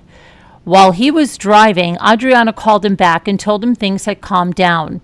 The father continued driving to the house, and upon walking in the door, he observed Adrianna standing in the living room, and David was sitting cross-legged on the floor. The father stated he then observed David raise a shotgun, pointed at him, and then at Adrianna.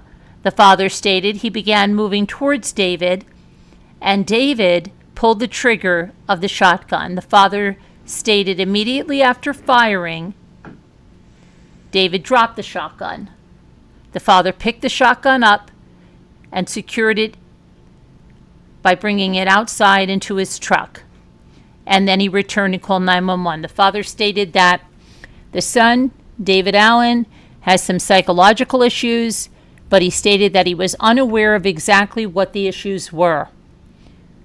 Next, I conducted an interview with David Allan Ohlson. David stated that his life fell apart about 3 weeks ago when his parents separated. David said that recently his mother had lost her empathy towards him, and that he believed she was planning on leaving his life. And I think this was all planted into his head. David said early on the night of April 7th, he came home from school, but his mother was at a friend's house. David stated his mother got home and they argued, and she was very cold towards him. David said he got angry and went and got the shotgun from the safe in the house and put it in the car because he intended to go kill his mother's friend. However, David said he could not go through with it and could not leave the driveway. David went back into the house with the shotgun and said that he pointed it at his mother first and then at himself as they were arguing. However, he said things calmed down and he unloaded the shotgun. David then said when his father arrived, he put a round in the chamber of the shotgun. He then raised the shotgun, pointed it at his mother, and pulled the trigger. That's different from his father's account. His father said he pointed at him first and then his mother, right? The father, who was present for the interview, then looked at David and asked where the shotgun was when he walked into the house, and David responded to his father that it was at his feet under the table. And David also made a statement about how he had no right to shoot his mother over words. David said during the interview that all of the people he planned to shoot, he did not expect his mother to be one of them. Investigators executed a search warrant at the house, and the shotgun was recovered along with a spent shot shell. Now, it was, okay. Additional live shotgun rounds were located in the living area. Based on the fact that during an argument, David loaded a shotgun, pointed it at his mother, Adrianna, and pulled the trigger, shooting her in the abdomen, which caused her death. He was arrested for one count of second-degree murder, and David was given a circuit court date of 4/29 and no bond. Okay. This is the following supplement. On Friday, April 8th at approximately 9:02 hours, I responded to 5151 North 9th Avenue Sacred Heart Morgue for the autopsy of Adrianna Christina Ohlson. I arrived at approximately 9:15. Present for the medical examiner's office were morgue supervisor Nicholas Washburn, forensic photographer Kelly Rook, forensic specialist Donald Bell, Shy Carson, Jackson Ingram, and Kate McGee. Dr. Amy Murphy performed the autopsy. I observed a nude white female lying supine with medical apparatus on her left leg, left side buttocks, right front chest area, right side of chest and mouth.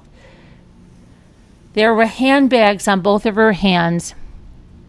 Upon removing the handbags, I observed suspected blood on both of her hands. The decedent had a white metal bracelet on her right arm and 2 stud earrings with clear stones in each ear, 4 total. The decedent had suspected blood on her. Left eyelid, eyebrow bone, left upper arm, inner left arm, left wrist, left inner elbow, left side, left knee, left shin, above her left breast and on the right side of her neck, her right breast, and outer right elbow, the inner right elbow, the right side of her buttocks, the stitched area. I observed small bluish contusions and or small marks on her left shoulder, left inner elbow, left forearm, left hand, right inner elbow, and the right inner forearm. There was a red and yellow discoloration on the top of her right thigh. I noticed a yellowish crusty substance on her left and right eyebrow area and around her nose and in the hair above her right ear. There were multiple defects surrounded by large purple contusion on her left side. There was a large inverted L shape stitched area that went from the top of her pubic area through the belly button to just under the middle of her chest, lower sternum area. The stitches then went underneath her left breast horizontally to her left side, and I also noticed a small tan indentation in the middle of her chest. 10 pellets were located in the victim and labeled projectiles, or pelvis, by the morgue supervisor Washburn. I also photographed an x-ray taken by the morgue employees. I collected the following evidence: a right handbag from Adrianna, a left handbag from Adrianna, post-mortem prints from Adrianna, a buccal swab kit from Adrianna, and 10 pellets labeled projectiles right pelvis. I took 97 digital photographs of the victim with and without scale for identification and documentation purposes. A chain of custody form was completed for the evidence and signed by myself and the morgue supervisor, Washburn, and I was presented with a copy which will be scanned. I departed the morgue at approximately 11:21 hours. I returned to the crime scene laboratory where I photographed and weighed the projectile pellets. The digital photographs taken have been downloaded to the crime scene pictures. Okay. Okay, this is another supplemental, again on April 8th. That's the day of the murder. It said that they were notified by dispatch of a crime scene request located at 5850 Princeton Drive. In reference to a shooting victim, I arrived at 1:45 hours and contacted Deputy Andrew Murray, number 335, who advised me of the situation. Deputy Murray advised me the victim, Adrianna Ohlson, was in a residence with her son. David had grabbed a 12-gauge shotgun and had at some point discharged the firearm in the abdomen. I was advised that Adrianna had been moved to the living room in order for first aid to be rendered. She was later transported to Sacred Heart Hospital, where she was pronounced deceased. Let it be noted that the shotgun was secured by Deputy Krista Pope, number 287, who transferred the firearm into my custody upon my arrival. I was requested to respond to Sacred Heart Hospital to photograph Adrianna. I departed the scene at 2:27 and arrived at Sacred Heart at 2:43. I was directed to the operating room. I observed Adrianna, a Hispanic female, lying in the supine position. She was warm to the touch with lividity, and rigor mortis was not yet observed by me at this time. Let it be noted that her clothing was cut and removed by medics. I observed Adrianna to have a large wound on the left side of her abdomen. The medical investigator, Stephen Caudle, was notified of the situation at approximately 3:13 hours. He advised that he would respond to Sacred Heart Hospital. I collected swab from her left and right hand, and her hands were placed in handbags. I collected the following items: an orange shirt with suspected blood and defects, a black corset with suspected blood and defects, green pants, bra and underwear, one Birkenstock sandal, and a projectile from the hospital. I took digital photographs of Adrianna with and without scale for identification and documentation purposes. I departed Sacred Heart Hospital at approximately 4:12, and I arrived back at 5850 at approximately 4:24. Investigator Eric Alvarez provided me a signed search warrant signed by Judge Jenny Kinsey. I entered in the residence into the living room, and I observed an area of suspected blood and medical supplies on the ground. Let it be noted that the furniture in the living room was moved by the medics in order to render first aid. On the coffee table in the living room, I observed that there were 9 rounds of 12-gauge ammunition.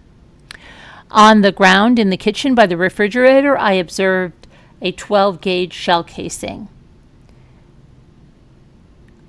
The OSCR 360 device was utilized and captured 360-degree photographs of the scene. A sketch and a video were completed of the scene.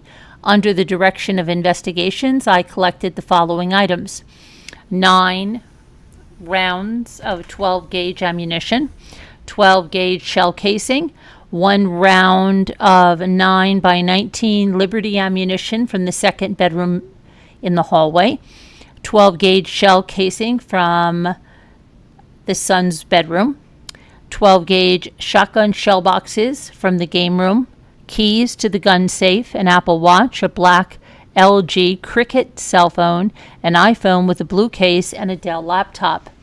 I took digital photographs of the scene with and without scale. Deputy Murray provided me a completed medical examiner's form. I departed the scene at approximately 6:28 hours.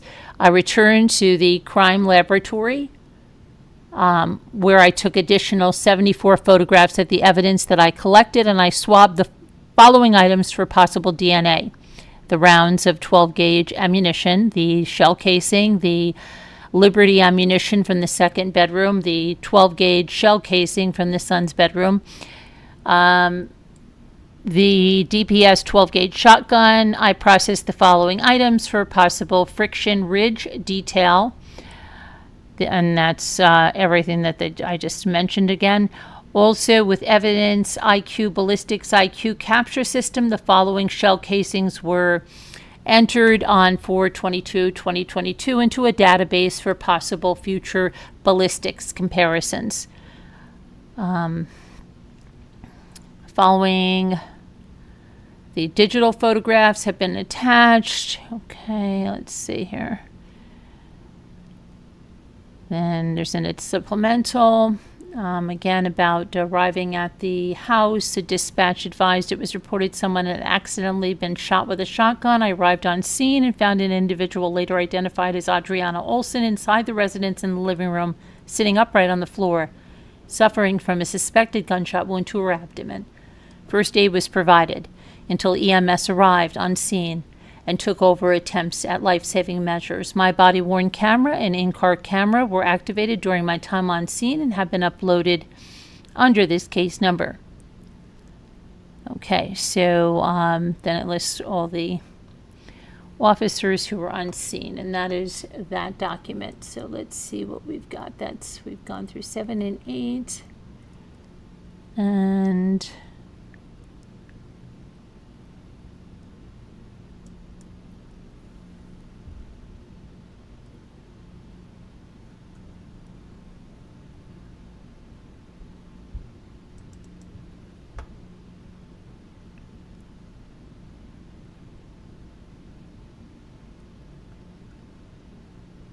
okay, so next we have I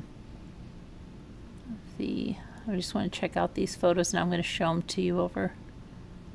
I just want to make sure that we don't have any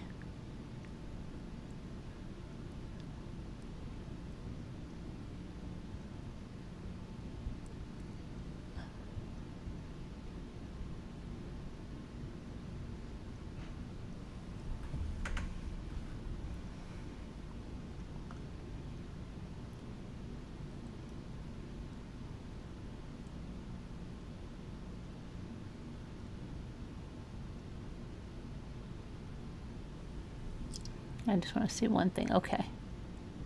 She's out of the house at this point. Okay. All right, so let me take these photos over here. I'm going to show these to you.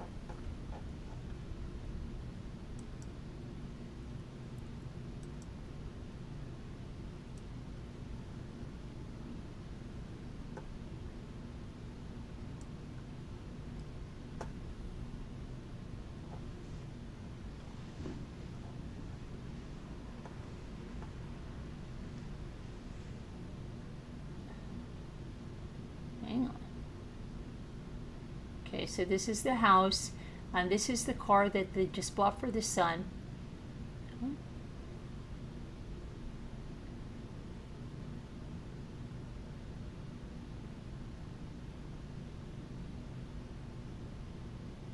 There is police cam video where if you were there, you saw this, right? Okay, these are the vehicles outside. That's the son's car.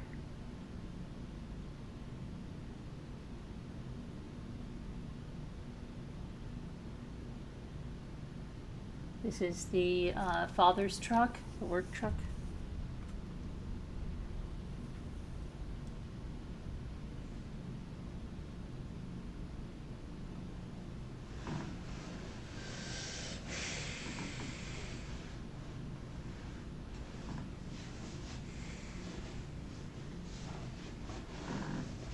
A Ring doorbell camera.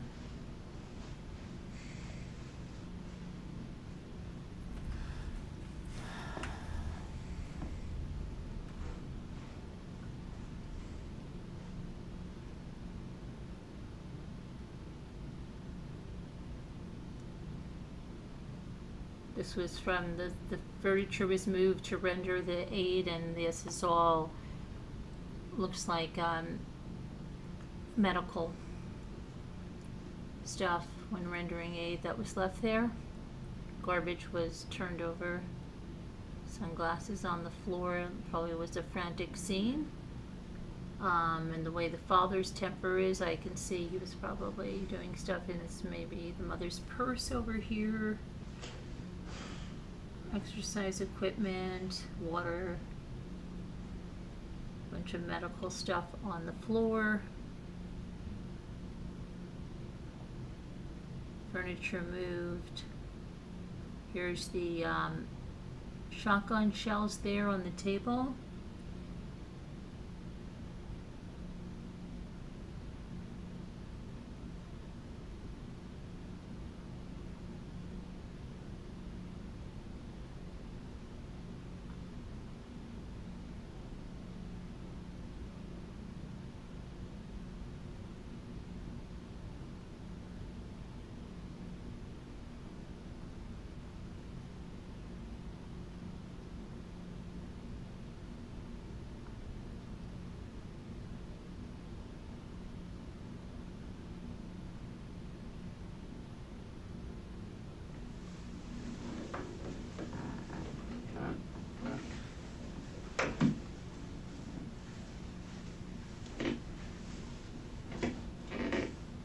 Wally, well, that's old stuff, huh?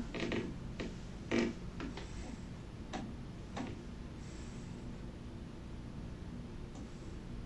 feel like we've seen this house already. It reminds me of another one in Florida we went into. Remember that girl killed her husband or something and they arrested her in the driveway?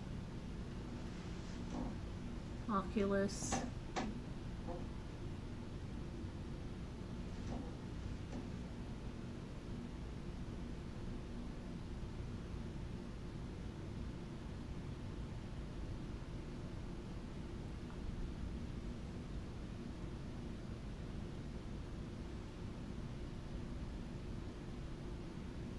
Looks like they were searching the cameras like that.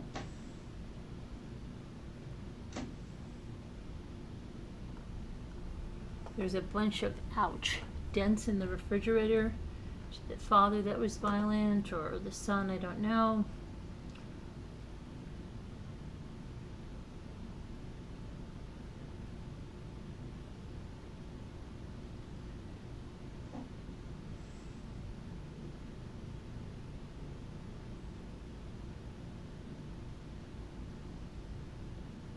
Shotgun shell in the kitchen, remember they just mentioned that? There it is.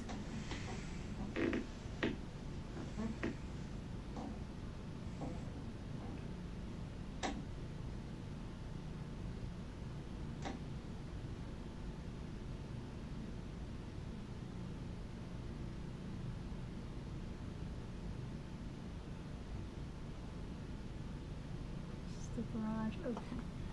That's the end of those. Now let me get here. Let's see what he's still doing. If he's still there with the blanket.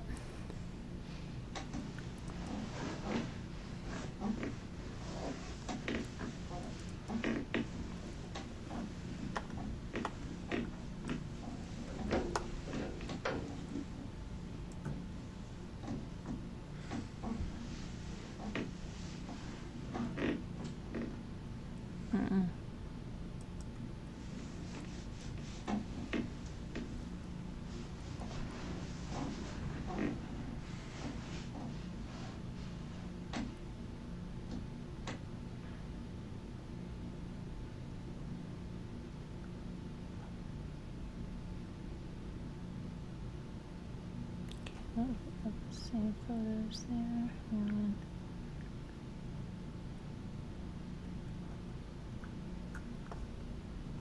Those are the same. Let me see here.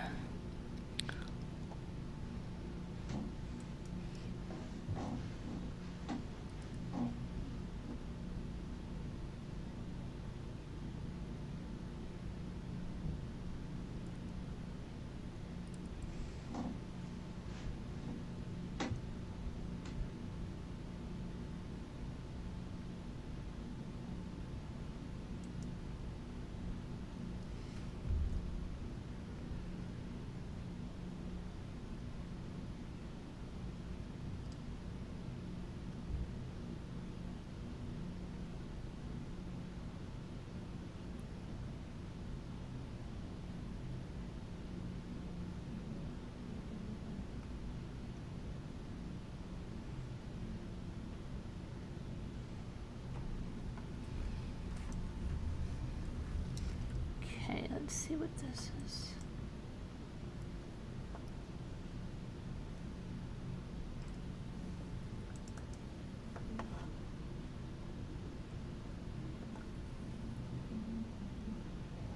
So we're going to go into what appears to be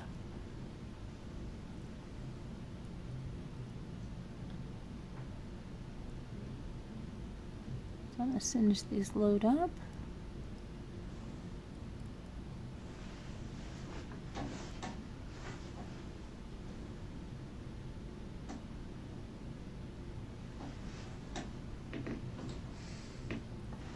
Okay, I'm going to put this over here. The son's room. There's guitars. It looks like he has a Bible open. Shotgun shell. Right, empty shell. Tips to play better. Guitars.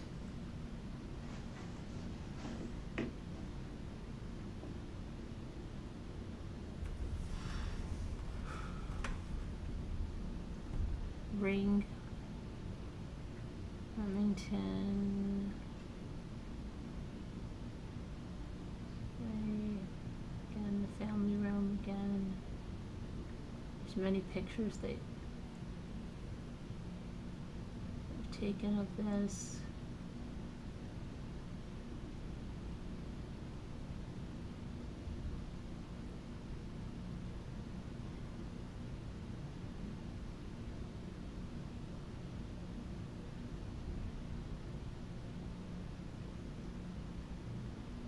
Bathroom, bedroom. This must be the son's room. There's a skateboard.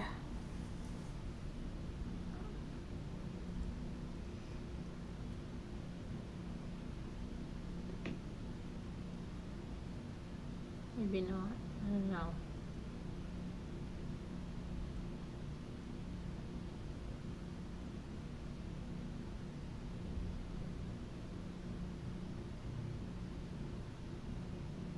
Maybe it's a guest room that they're using for storage. A bunch of Legos. Looks like maybe somebody signed some pillow or something.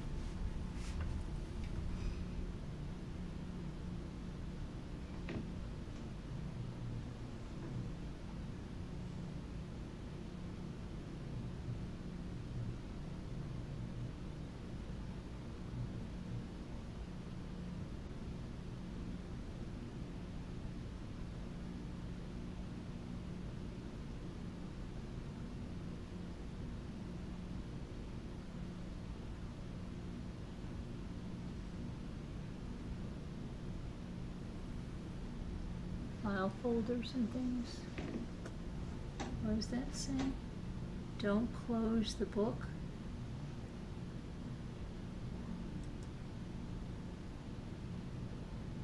Don't close the book.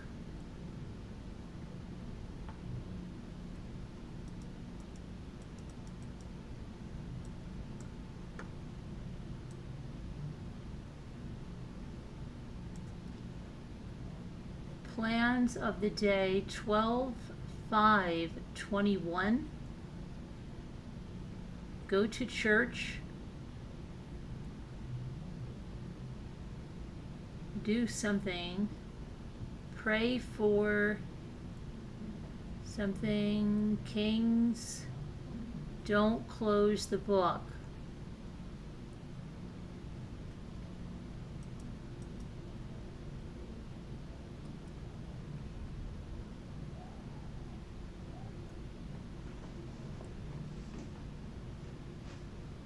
Statue of Liberty.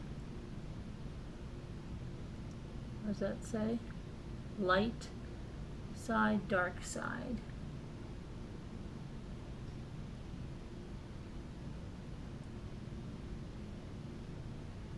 You are fearfully and woefully made. Rejoice and pray.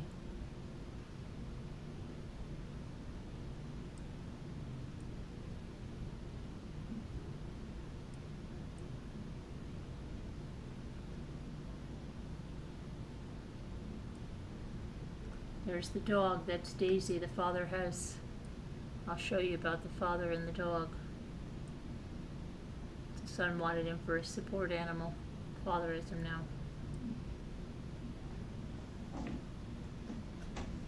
Okay.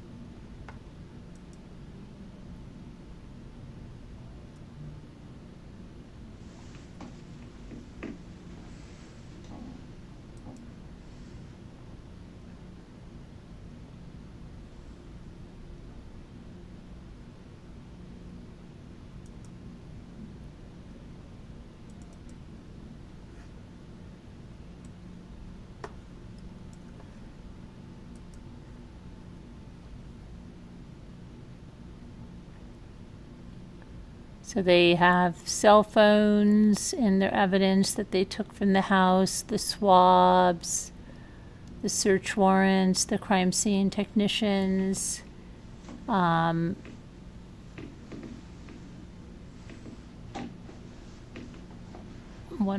went through all that.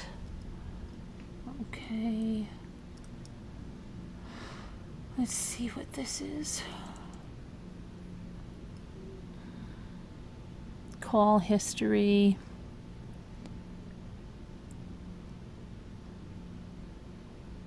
Four, 8, 4, 8. Okay. Nothing there.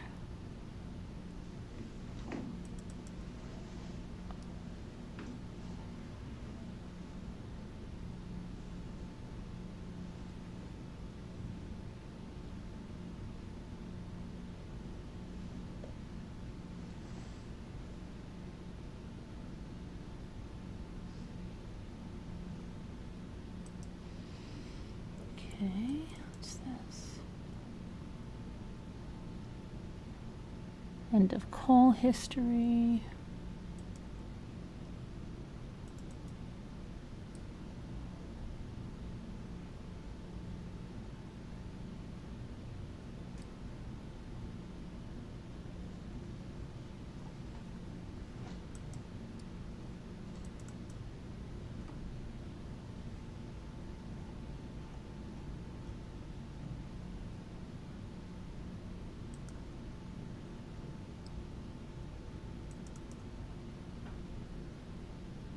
Okay.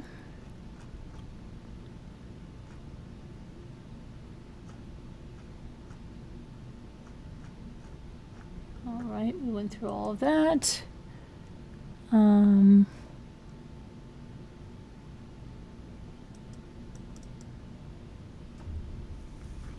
See what other pictures we have here.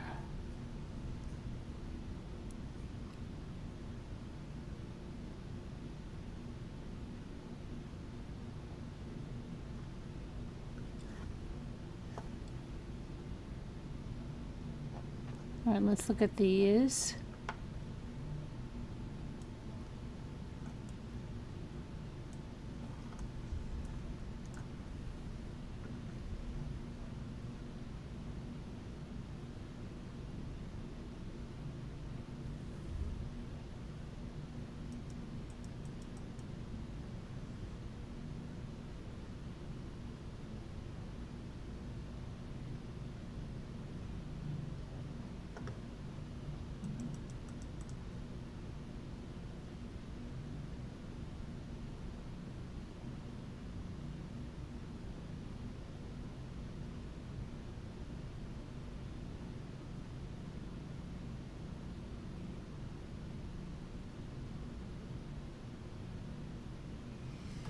SpongeBob.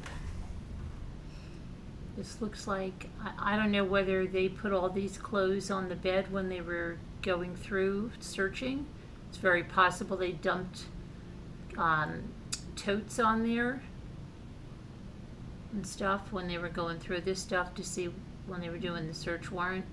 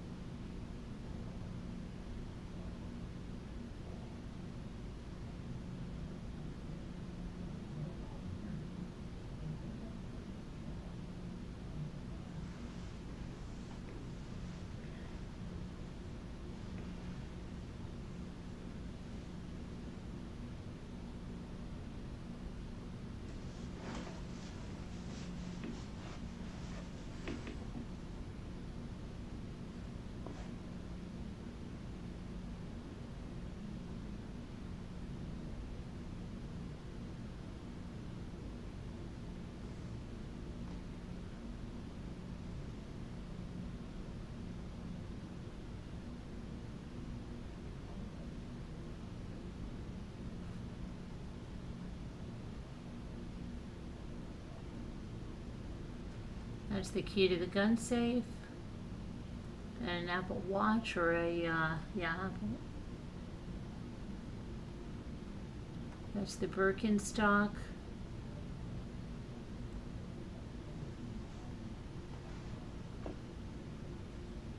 It's her clothing.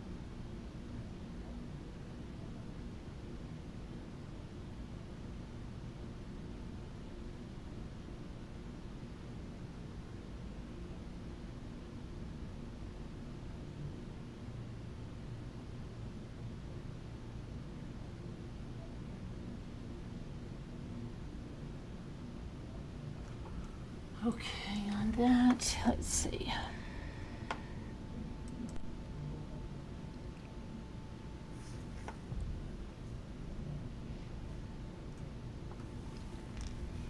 Okay, so on through body worn. All right, let's see.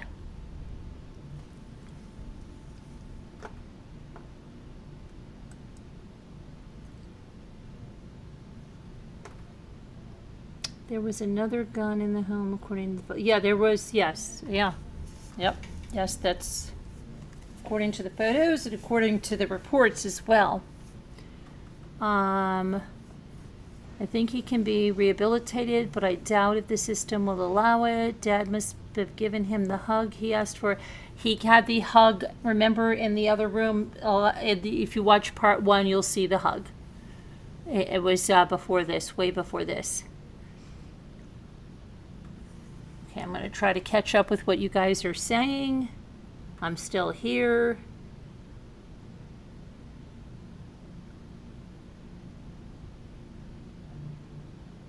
Thank you, high speed. If he thought the mother was going to leave him. The father did a lot. If you really, high speed, if you watch yesterday's, you'll understand a lot more about the father, and then I'll show you some stuff that will probably really let you see what I'm talking about. Yeah, he got 10 years, right, UHP? Yeah, I understand that, but I want to show you what the father does, okay? The father really did a number here with his son.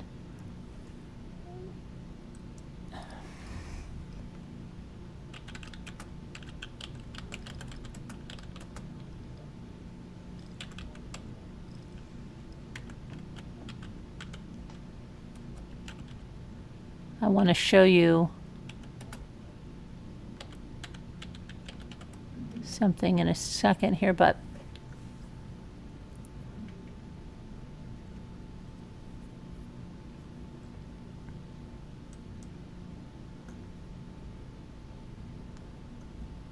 I'll tell you something first.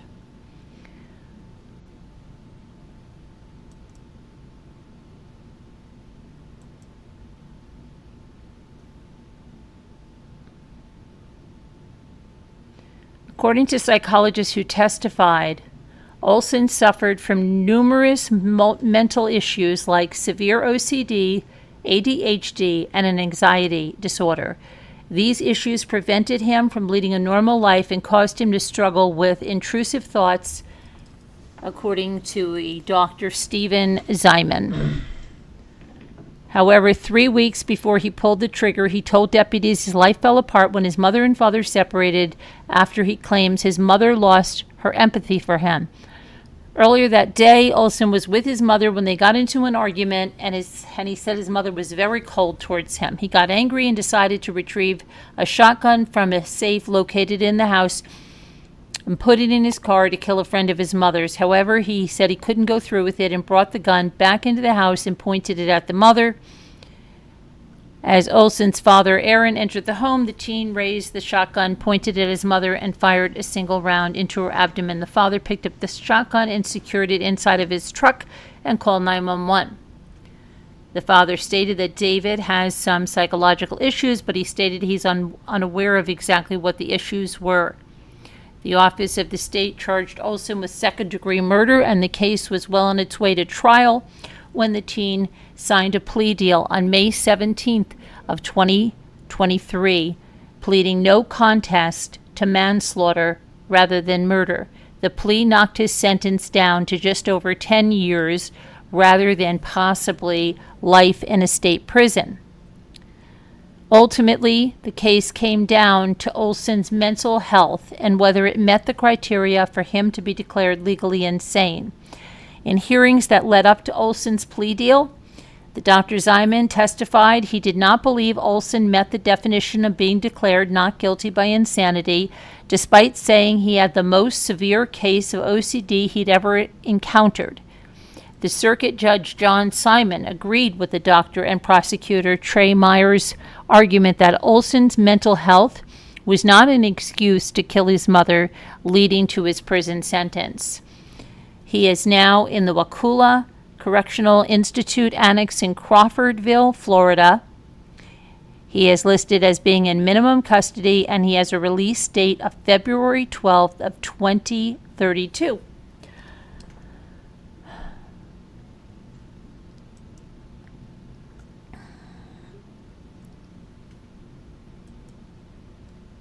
Now I'm going to show you something.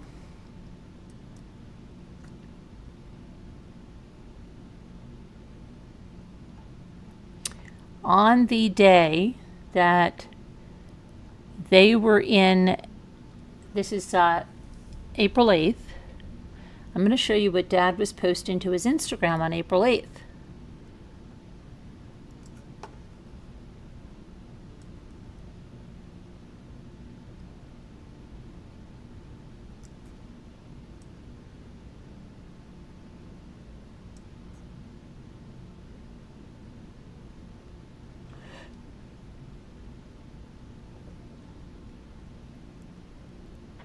Hang tight for 2 seconds. Okay.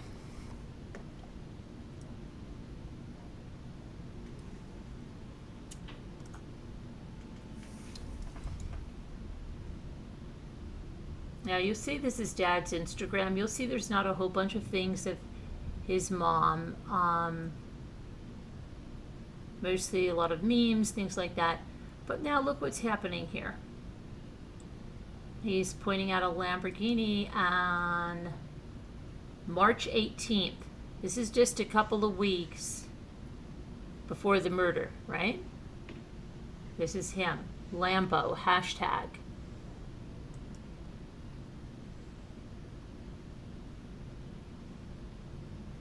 Now look at this. The father posts this.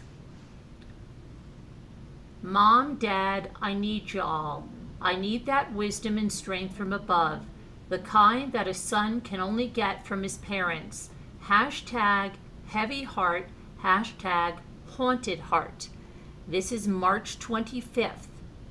The murder happened 4/7/48, right? 4/8, very in the early morning hours, 4/8, April 8th. So you're talking about what, 2 weeks? Okay, and that's what he's putting there. Then he posts this meme, right? March 30th. 9 days before the murder. How's life? Me? It looks like that looks like Chris Watts in that canoe, which really freaks me out. But he's showing his whole life is like underwater, right? Okay. Then he has a picture with a coworker. Then this is him and his son. Okay.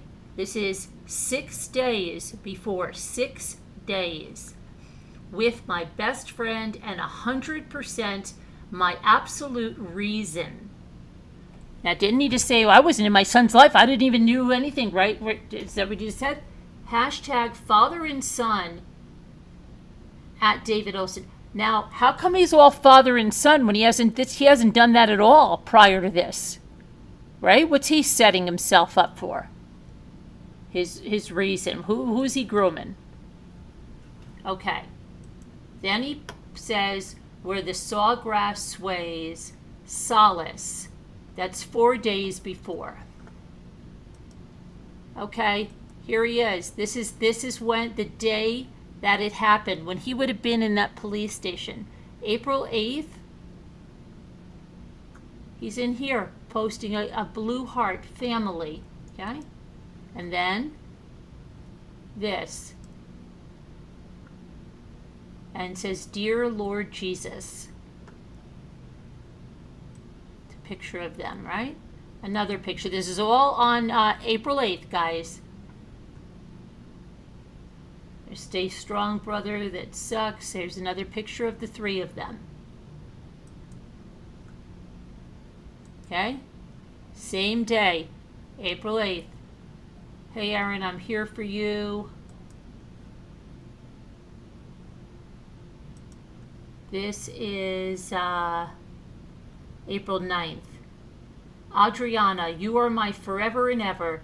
You and David are all I ever want and all I ever need. I don't know how to move forward. I'm frozen. I'm scared. I'm absolutely shattered. Who's he trying to convince? But right now, our boy needs us. Send some help down from above. Please, baby. We got to stand strong for our boy. Our big, strong bear. You from up there, me down here. Let's do this, baby. Our boy needs us. Don't worry about me. I've been hurting since I was a kid, and one thing I know how to do is live hurt. Our son needs us. You know, he's a big martyr now, right? Don't think he groomed or coordinated this in some way. All it speaks is guilt to me, okay? I post this ribbon here, and then another picture of them here. Love my family, April 10th, 2 days after. Okay, Luto, he puts another picture with this hashtag Luto.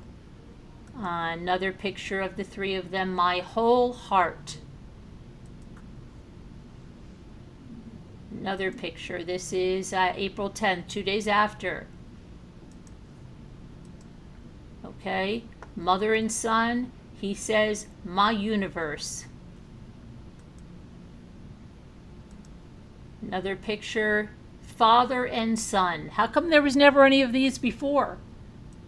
Okay, son is in jail now, right? Okay. My wife, he puts in Spanish. Here's mother and son.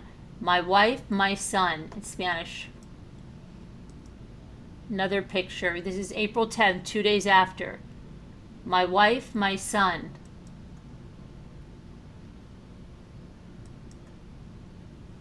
You're my heart, boy. Your mom and dad love you, and it's endless. Another one. April 11th. my wife, my son. Another one.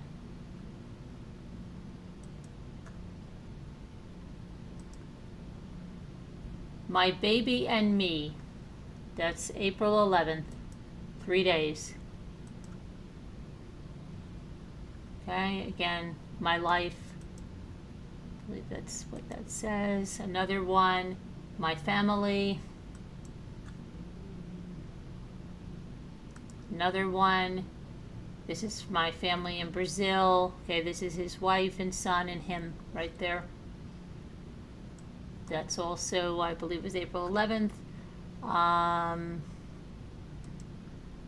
Here we are, April 14th. Love. Okay, this is 6 days after. Love is all we need in this life. Nothing else, only love.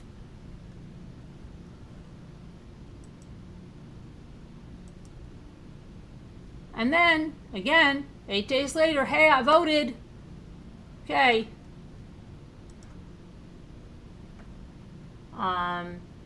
She's always with you, son, forever and ever. We love you, our whole world, and that will never change. Then he says, dear Lord, take me back in time. I miss my family. April 14th. 6 days. Not 8 days, 6 days. This is the 16th. Now this is 8 days. Adrianna, happy Valentine. Let's see, another picture. My wife. Another picture.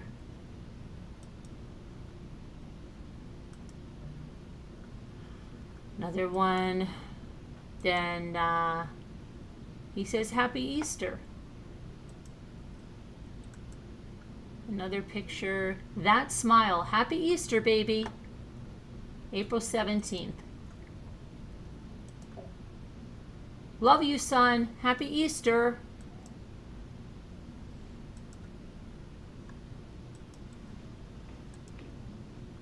My precious family, my precious family.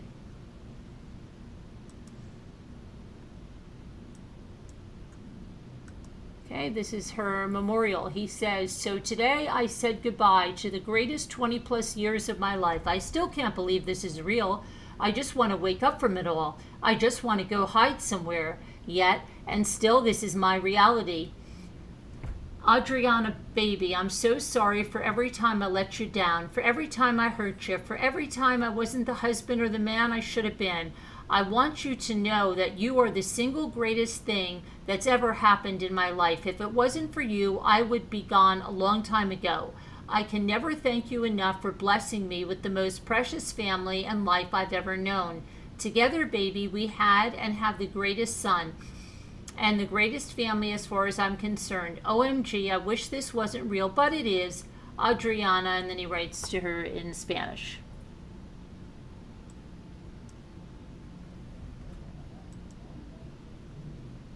That smile. Okay.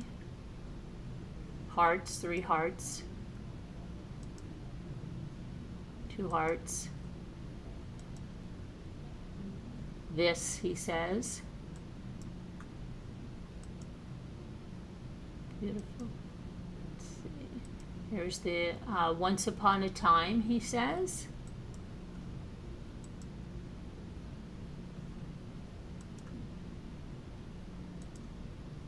That smile. My everythings.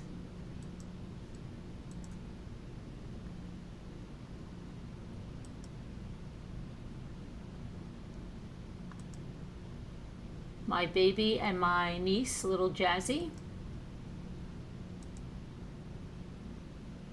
He says, Lord Jesus,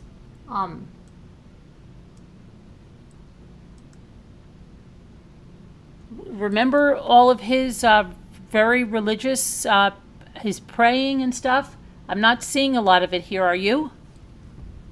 One day at a time. I'm learning how to smile again because it's important. Thank you for all your love, prayers, and support. It's carrying me every day. Smile heals the broken and tired. This is May 1st.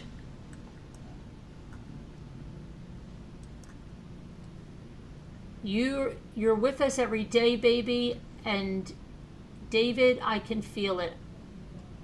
Adrianna, I promise to continue. I promise to fight. I promise to honor everything we've built. I will never fold. I will never give up. I will never quit. I will always be grateful for the greatest 21 years of my life.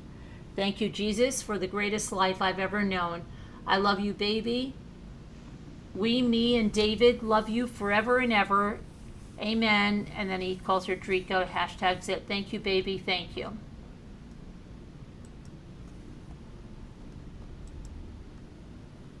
Happy Mother's Day to the greatest mother I've ever known.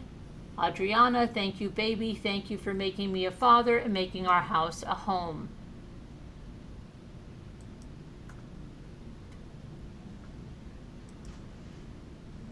Then he uses that hashtag. That's post her. Post another one. Cheers, baby. What we've built will stand. I promise I will not let it crumble and fade away. You took a boy from the streets and made him a man, and for that I am forever grateful. Love you, sister-in-law. Thank you for being with me and sharing this pain. It is an unbelievably hard time. Ti amo. Okay. Let's see.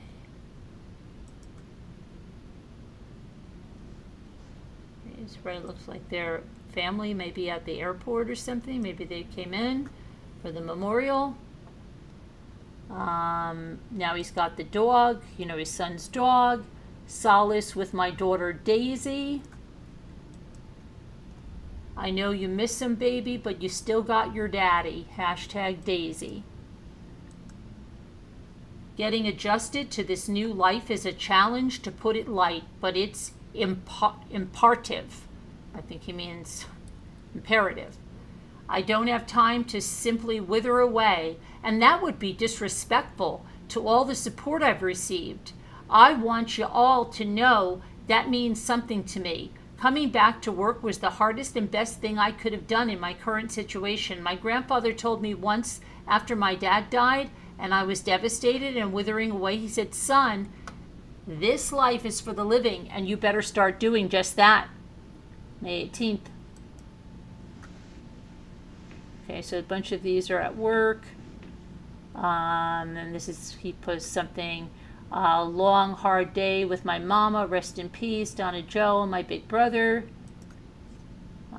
Gumbo or something he's making. And then this says, so you want to know how I'm doing? Honestly, I don't know myself because I've had to shut so much down in order to cope. It's not fun, so it's not how I'm doing, but what I'm doing that counts, and I'm keeping it moving like the river that cleans itself, not this stagnant pond that breeds mosquitoes.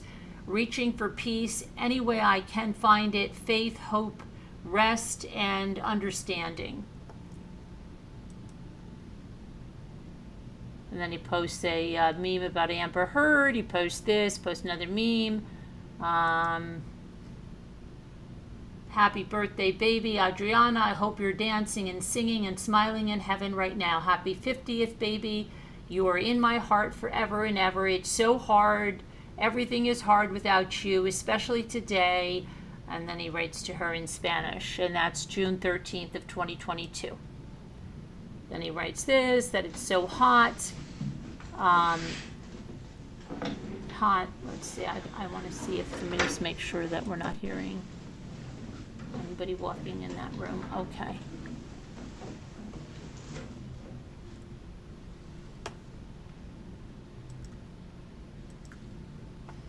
Okay, then he posts a picture here. Adrianna, baby, in regards to our sweet Daisy, I can never fill your void, nor would I want to, but she's in good hands, baby. We're getting so close. Uh-oh, hold on a minute. What's going on there?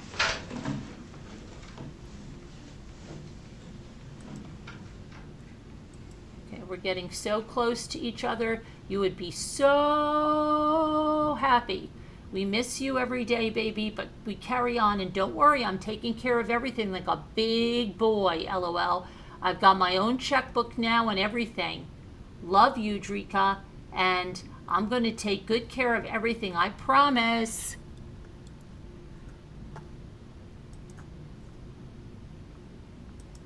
In loving memory, and there's a ring here. Thank you, Adrianna. Thank you for making me a father and so much more. Thank you for the greatest 21 years of my life I've ever known. Thank you for believing in me when I or basically no one else did. Thank you for laughing with me, dancing with me, crying with me, and together raising a child with me. I thought he didn't raise the boy, right? Didn't he say that? You see how many contradictions? Thank you, Drika. Thank you. I'm trying so hard, baby. I'm still in complete shock. June 19th. Still trying to figure out this new life that I was not prepared for. I hope whatever you saw when you saw it in me is still real. Hope you still believe in me, baby. I need it. And then he has his son here. You can't hide that pain in your eyes, son, and that's okay. You've suffered your whole life, and that's nothing to be ashamed of, because you are more than precious. I promise you that, son. All I want is peace to pay your mind and heart a visit. You deserve it, son. You are an amazing, intelligent, beautiful soul. I wish you could see what we all see. I love you, boy, and I will fight until there's none left in me. Then I'll fight some more, because you are my son, and I will always put you above my own life. All I can do now, son, is close my eyes, and we're together. Father and son, proud papa, dear Lord, please, David Allan.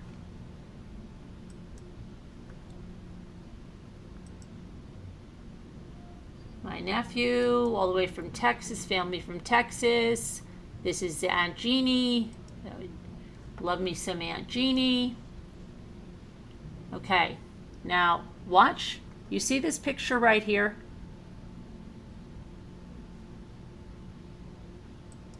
He says it's so hot, he's going to shoot the sun. Is that a metaphor, what he really did to his son? He shot his son. Killed his son's life, shot his son, right? I don't know, that's weird to me. Then he says, say hello to my little friend, our new shop hand. Okay, then look at this. We did it, Adrianna. Aunt Jeannie is the proud owner of your baby. So now he's giving away Adrianna's car to Aunt Jeannie, and she's going to take real good care of it for you. We love you and miss you.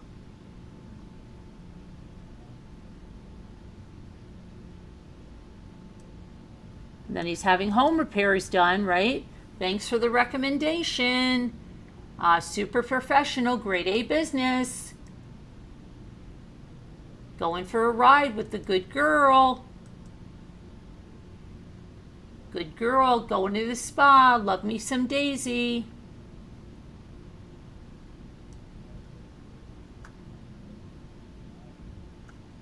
Okay, then...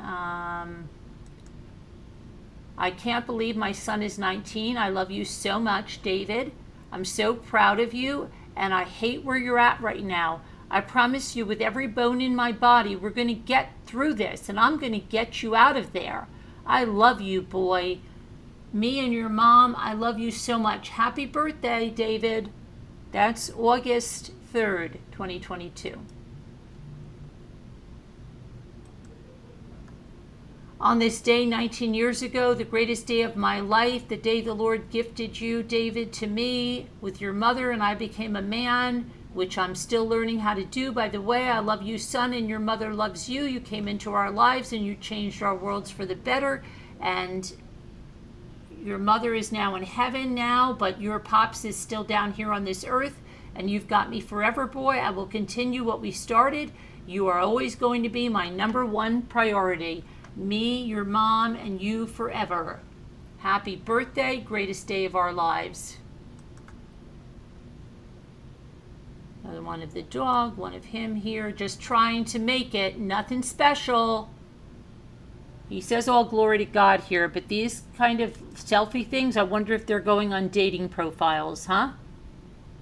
Then he loses a cousin, okay? He loses his cousin here. He says, damn, cuz, I don't even know what to say. I just saw you at my wife's funeral. I've been thinking about you a lot the last couple of days, and I know that I've been trying to overcome my own personal battle at the moment. And I'm sorry that I didn't get together with you sooner. You're like a brother to me. Nobody like you, cuz. Nobody.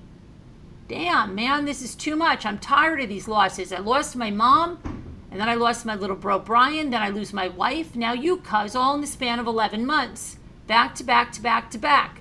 I'm instantly reminded of the countless stories and adventures we shared together. You will be my right-hand man so many times. Damn, cuz, I hate this. I love you, bro. I love you, love you, love you, love you, love you, love you, love you, love you, love you. God Almighty knows I miss you. Okay, and then he posts another one. Nobody liked my cousin, Frankie Q. Diggies, love you, cuz. Damn, I'm gonna miss you. And then another one. Why has it got to be you? Okay. Then he says everybody's gone in this one here. Let's see what this is. Keeping it strong and positive. Had a great talk with my son tonight. Proud Papa. That's his uncle. This is everything is going to be all right. I'm never ever going to quit. And my Seminoles beat LSU last night. Yes, sir. Okay, another one here. Had a good night of sleep last night for the first time in a while. Everything's going to be all right. Just have to get to the other side of this struggle. Too blessed to be stressed. This is September of 2022. Okay, his ball games. He's going around, right? Two awesome people behind me. Here's his son. Well, for National Sons Day and my greatest birthday present ever, this one goes to my son. I love you, boy. I'm so proud. Dog again. Staying positive, staying focused, staying motivated and looking for the future. Forward progress one day at a time because nobody's going to do it for me. Hashtag recovery. Cool cat. Forward progress. We can hurt and we can ache, but we just can't quit. Okay, he's working at a food kitchen. I think at one point in here they're cooking up some fish and stuff. Let's see what this is. Happy Thanksgiving, everybody. We all have so much to be thankful for. Let's celebrate this wonderful day. It's a, I think he means bittersweet day for me, but still a wonderful day. We can carry on traditions and we can keep people with us even though they're no longer here by smiling and enjoying life. This is how we win. This is how we make it. Love y'all. Big things coming. Got my colors on. Go Brazil, World Cup. Felt good to help people in need today at the Mana Food Bank with good old Aunt Jeannie, my second mom. Well, I'm going through what I'm going through. I don't wish it on any MFer walking the face of the earth, and I mean that with all my heart. But I can tell you one thing. Life will show you and catch yo arse with quick, fast, and have you questioning everything you thought you knew. But I refuse to give in because I know that's an abyss and it's bottomless. As long as I'm alive, I'm going to live. Amen. And Christmas Village is complete. 'Tis the season. Getting it on a late night, restless spirit needs some iron therapy. Now he's working out.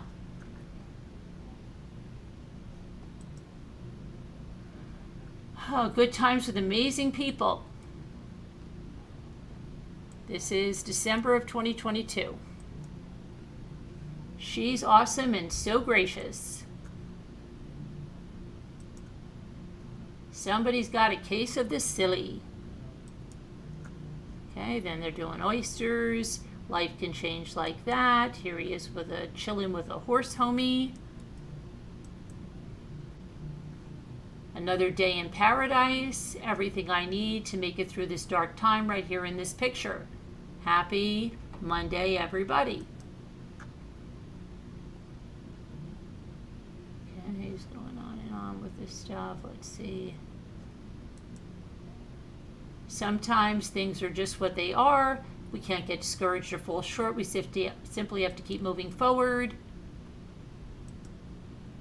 Good morning to everybody out there from me and Daisy. I hope everybody's having a wonderful, blessed day. Let's not waste it. Let's keep our heads out of our backsides and our eyes on the prize. Happy Monday. Okay, he keeps going on, right? So I don't know what the new year is going to bring, but I'm excited and hopeful. Road to recovery starts now. Love everybody is the motto.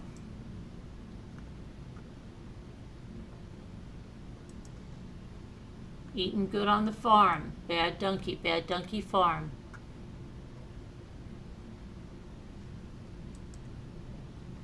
Not just sitting around, big things coming. Do I hurt all morning and all night? You're MFing right. But I keep moving, the dream's still alive. Now he looks like he's becoming a rapper, right? There's so much to tell you, I don't even know where to begin. I'm keeping my word. Now here's where I think he's full of S, and he's going to tell her he's keeping her word. Nobody knows what conversation he had, and I think he's just trying to justify his new things that he's going to do, his jiu-jitsu and his music and his all of his stuff he's going to do. He's going to pretend that he's doing it because he promised her, right? Listen to this. There's so much to tell you, I don't even know where to begin. I'm keeping my word just barely, but in fact I am. And at the beginning of last year, when we had our talk, well, you'll be happy to know that I meant what I said, and things are in motion. Better late than never, right? Daisy is good. She has recovered well. She still has a good life. And about our boy, well, I still need all your help because I can't do it without you. We both dedicated our lives to him, and that doesn't stop now. I hope you're dancing in heaven right now. I don't know, just sounds to me like he's trying to justify the stuff he's doing, and so that nobody says, oh, wow, this is kind of convenient. Did you want this new life? And did you want your son and your wife out of the picture? Because this seems kind of convenient. So I think he's doing damage control. That's what I feel. That's my opinion. Maybe I'm wrong. I don't know. But I just feel it. Love this dude. Happy birthday, broski. Solace, he says. Oh, he's going to Mardi Gras now. Spoils from the Zulu parade. Mardi Gras.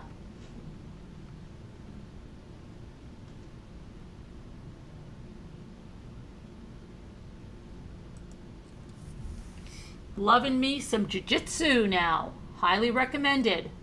Academy of Pensacola. Somebody's excited.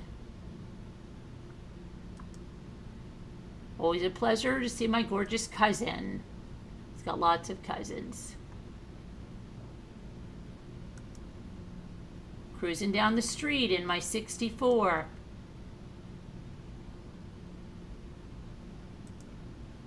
Tired, oh well, as well. Jiu-jitsu begin because it's all about discipline. My life is just beginning. Jiu-jitsu.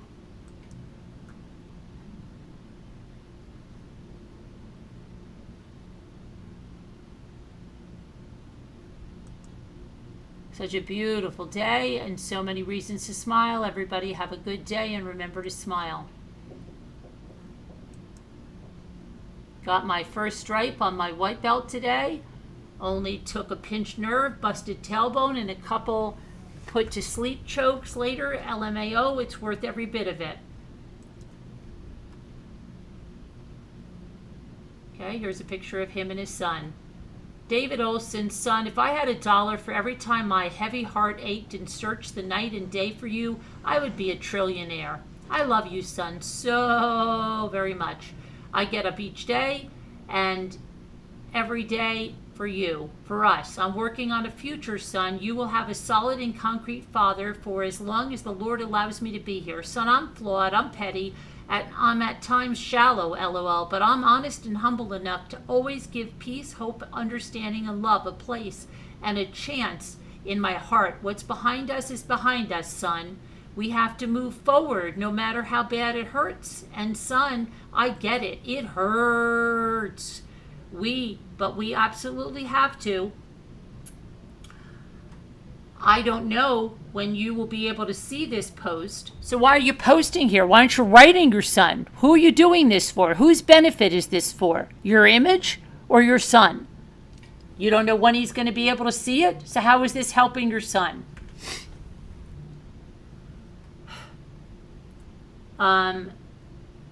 But you, in fact, will see this post one day. Who knows when? Son, I'm going to fight and live by example every day. I promise, son. I promise. I need you to take this torch and live by it as well. Do that for me. Never let that fire burn out. That fire of peace, love, humility, kindness, son. That fire of long suffering and endless hope. Because, son, it's what will get you through every painful and cruel lesson this life is more than happy to teach you. Son, your old man is tough. I hurt, but I don't quit. And you better not either. Do that for me. Promise me. I love you, boy. OMG, how I absolutely love you forever and ever. Amen. You are my rhyme and reason. Love you, son. Okay, another picture of them together. You tried to enter this world when your mama was only 3 months pregnant. She was bedridden for the last 6 months. On top of that, there was concerns that we could lose both of you, if not one of you. I was working 6 days a week, working 12 to 14-hour days and sleeping in an uncomfortable chair at the hospital at your mother's side. But needless to say, you both made it, and me and your mama welcomed you with open arms and promised to always fight for you to have the life you need, the life we never had. Son, it was a very traumatic experience for me personally. The thought of losing you both, the thought of losing both of you completely had me numb. I had no idea that 18 years later, we would find ourselves in this predicament, this horrible situation. I will be patiently waiting for the delivery on the 28th of June, 2023, the same way that I did on August 3rd, 2003. But whatever happens, son, you will always have me. You will always have me, and your biggest supporter, your biggest fighter, biggest cheerleader, and most importantly, your best friend. Love you, son. Thought he wasn't in his son's life, remember? Did you remember what he just told the cop over there? Okay, he's cooking, it's hot. Let's see what's going on here. I hope y'all's day was half as good as mine. Okay. It was all a dream. I used to read Word Up magazine.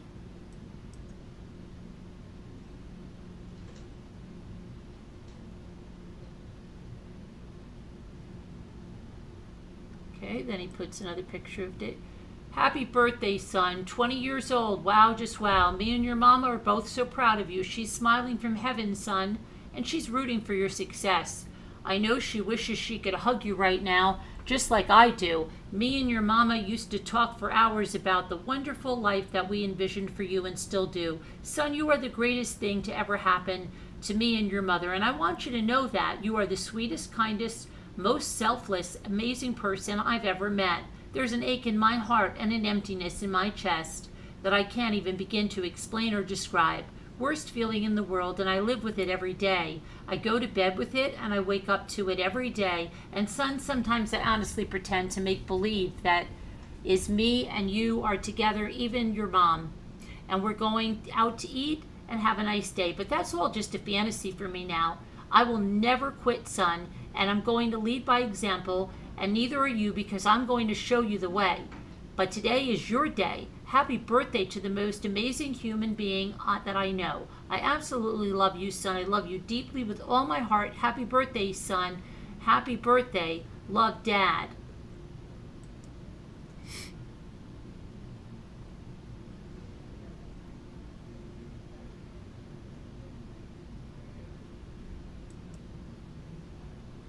I miss the boys so much tonight. Love you.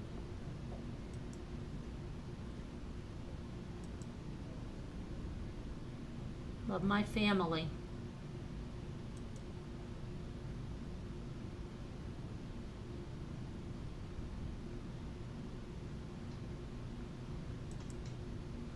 Oh, how I love this boy.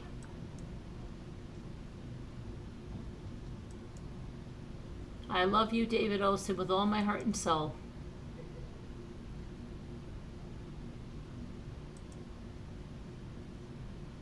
So good to see these ladies last night.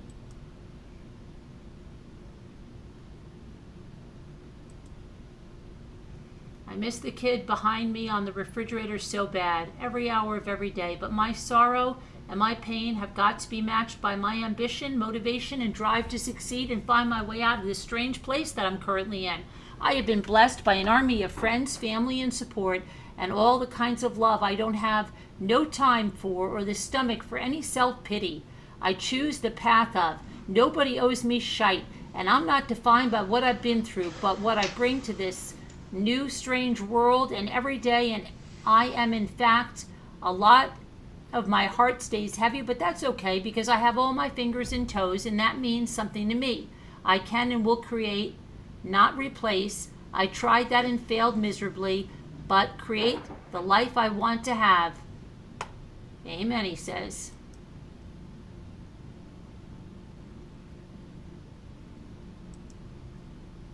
Good times, much needed.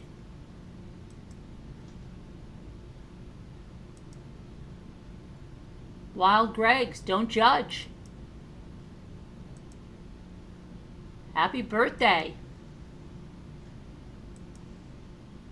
Post-injury, 5 months later, and I'm slowly making my gains back. Iron therapy.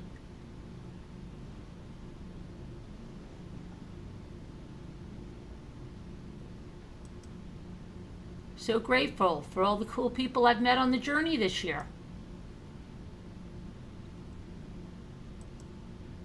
Never know who you're going to run into downtown.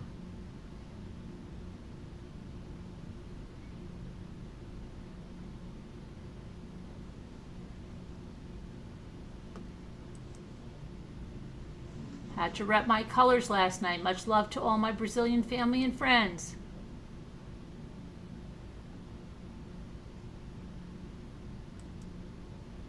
Let's close this night outright. Bye, Felicia. This outright. 2:23. Bye. That's New Year's Eve. Okay. Love this kid. He's like a son to me and a brother to my own son. I'm so happy that he continues to support him, and my son's other friend means the world to me.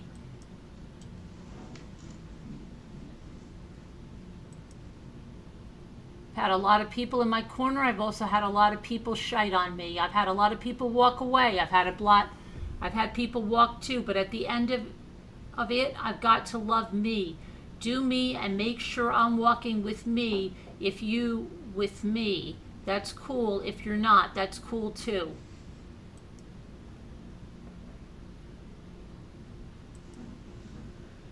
One victory, making it one day, one victory at a time. Never quit, never surrender. One of my favorite pictures of us. Good time at my cousin's birthday, the one and only. Out of town, don't matter, can still work out. My right side is significantly smaller, but it's come back a long way since the injury.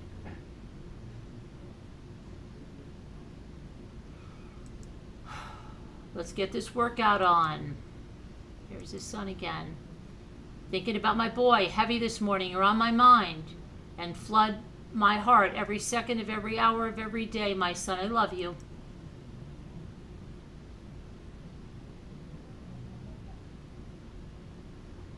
Mardi Gras again.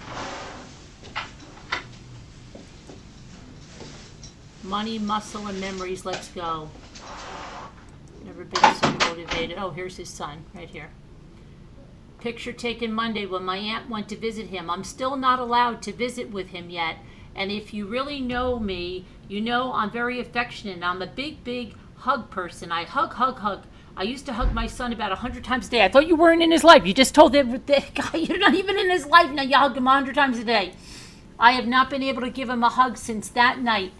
It's been almost 2 years, but our reunion will be coming, and he will continue with his life. He will finish his college education that he never got a chance to start, and he'll do great things. I will be busy preparing a lot for him when he comes home. Love my son. Hard times make hard to stop people. Oh, and then the lady says, why can't you visit him? And why can't you at this point? It's complicated, but there's still hope in a process. What's that about?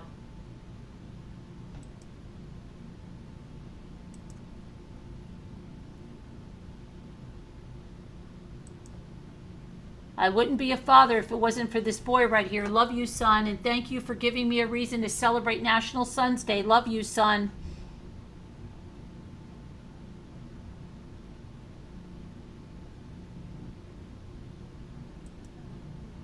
Cheers, baby, and happy heavenly birthday.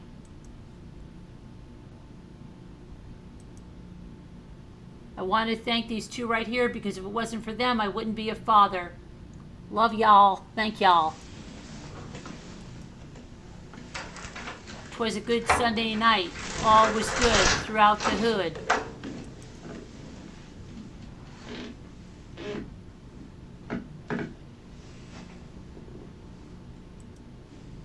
Just wanted to a great big old happy birthday to my son and best friend, 21 years old now. Can't believe it. Me and your mom are so proud. Can't wait to see what the future has for you. She from heaven and me down here on this crazy planet. LOL. Love you, son. And the happiest of happy birthdays to you.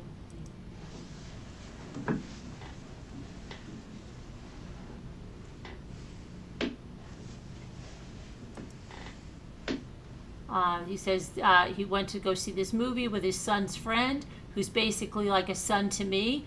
First movie I've been to, well, since you know, was always something I did with my son, and over 2 years later, it's time. I've worked up the nerve, and my son's friend will take my son's place. For now, anyways.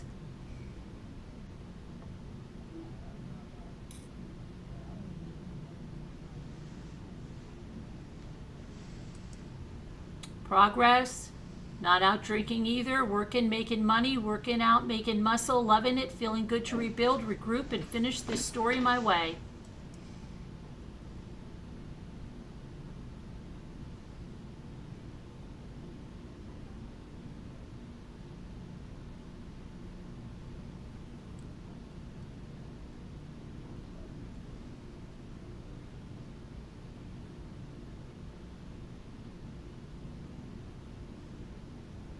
Oh, here's his new girl. Pre-birthday celebration with my baby. Here's his baby again. Sunday fun day at the park with his baby. And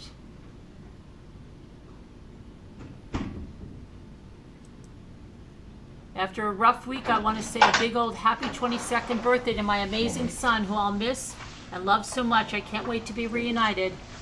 Okay. There's baby. I'm gonna put on my shoes. Good. Hold on. Oh, yeah.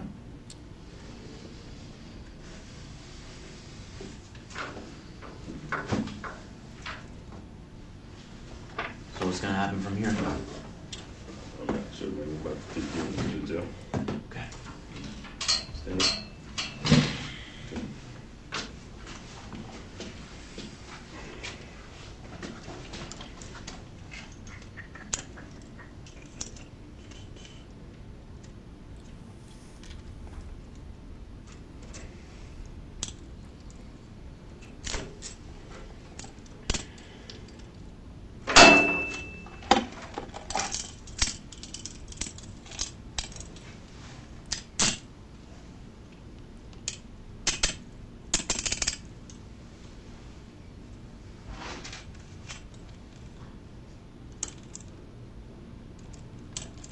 You have anything in your pockets or anything?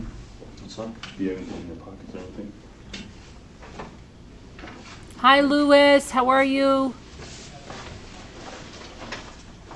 Good to see you back. Hi, Cynthia.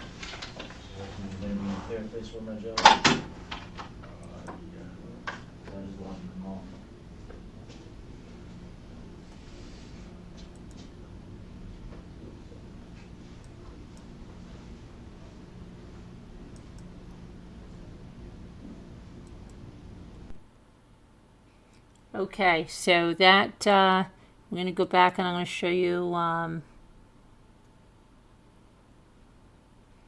yes, I'm going to show you his public Instagram.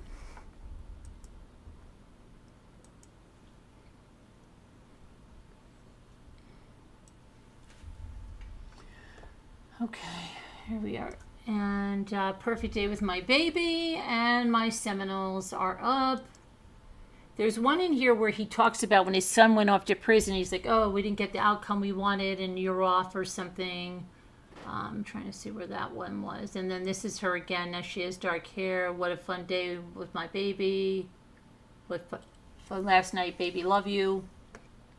And then I'm seeing less and less of, of course, the wife, but I don't see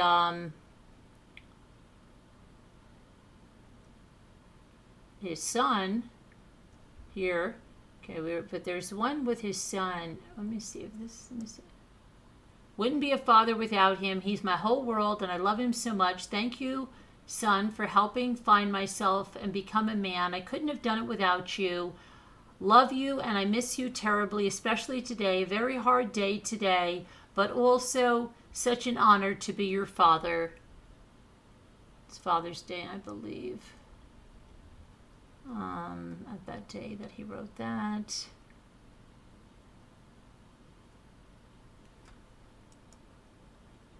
Last vacation with my son, Apache Mountain, 15,000 feet up, New Mexico. Last vacation.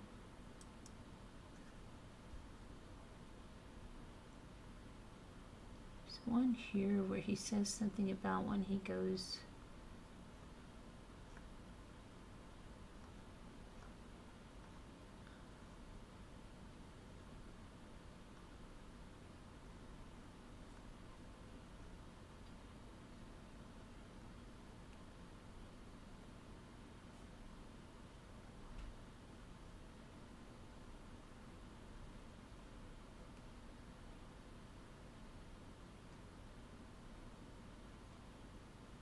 Oh, here. This is December 27, 2023. Merry Christmas, dear Dad. I just wanted to say I love you and Merry Christmas. Thank you for supporting me. And having my back while I am in prison. I can't wait until the day I reunite with you in 2031. Okay, the best year of my life. Don't forget to pray and give God all the glory. Sincerely, David. His love still fills us with wonder, Christmas joy. Beautiful and bittersweet Christmas card from my son, he says. And then he posted this one and said, 2 letters from my incarcerated son. Still hard to believe I'm receiving them and where I'm receiving them from, but I'm excited to see what he sent me. Okay,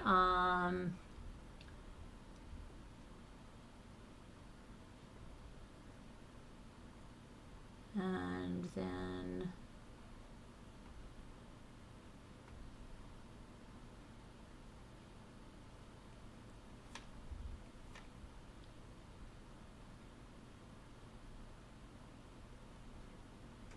see the one where he says his son, I guess, took the plea deal, and then he says like he went away or something. Let me see.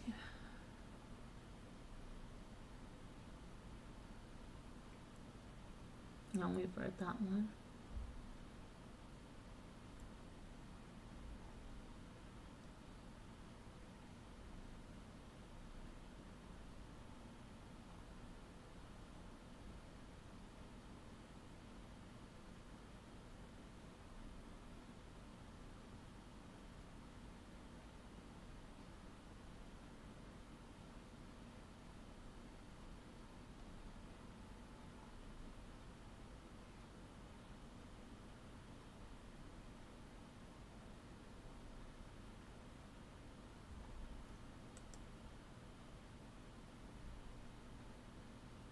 National Sons Day.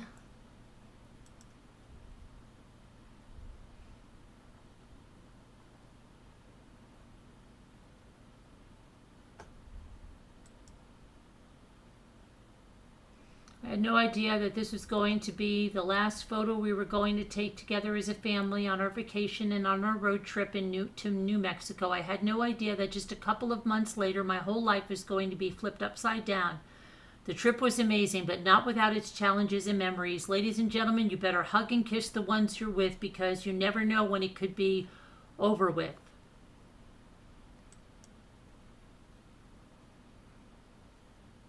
Oh, I forgot to show you where he sold the house. Wait a minute. Where's when he sold the house? Hold on.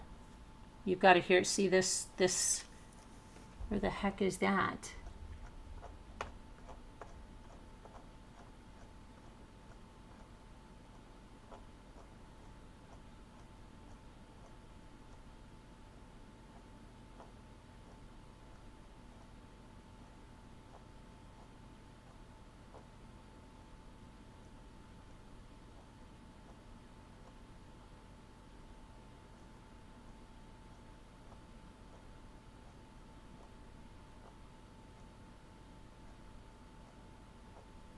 Can't find the one where he said, okay, here's the way he sells the house. He says, I don't even know where to begin, how to even do this, but thank you, Adrianna and David, for giving me an amazing 10 years in this house as a family. We had so many hopes, plans, and dreams, so many wonderful times filled with laughter, dancing, lots and lots of dancing, tears, hugs, kisses. I close my eyes and I can hear all the chatter. I can hear that Portuguese talking on the phone all the time. LOL. And I can hear my boy loud in his bedroom on his online gaming. Happy dogs barking. I can see it and hear it all. What I would do if I could even go back for just 5 minutes, and the pain from all that horrible night does not tarnish all of these amazing times we had as a family. It was so hard to say goodbye and close that front door one last time. And thank you, Amanda Kirk, for all of your hard work while you were pregnant. I can't thank you enough. I couldn't have done it without you. And the same goes for you, Brenda. And so much. Thank you so much for all your tenacity pulling strings to get this done. And my awesome neighbor, Ryan, for all of your ideas, repairs, and emergency work.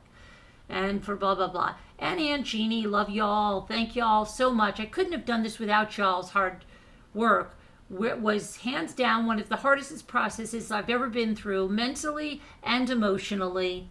Okay, so there he goes. He's sold that house, sold the other one. Goodbye. Never gonna forget ya, he said. Never gonna forget ya.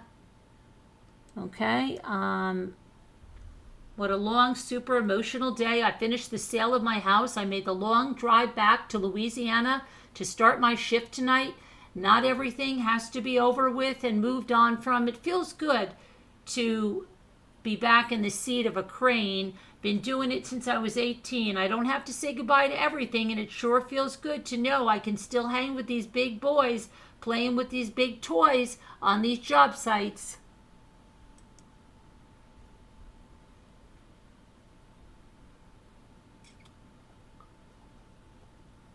I don't know where. Let me see if this is.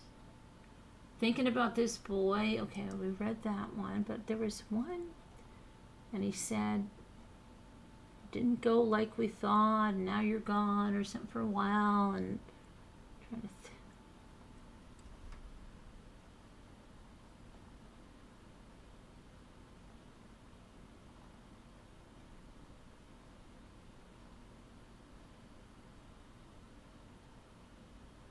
Again, everything I'm showing you is public information on public social media. I'm not his friend. Nothing is private. This is all posted publicly.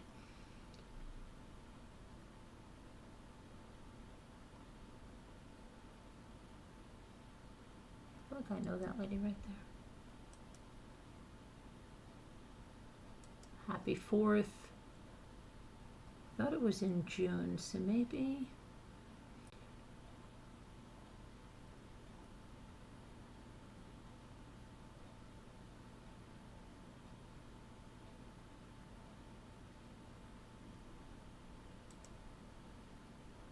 Being strong bear.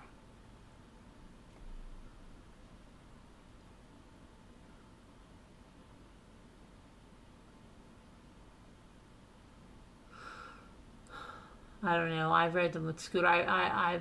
We've looked over these before, but there is something. I haven't gone to the sons or the wives or stuff, but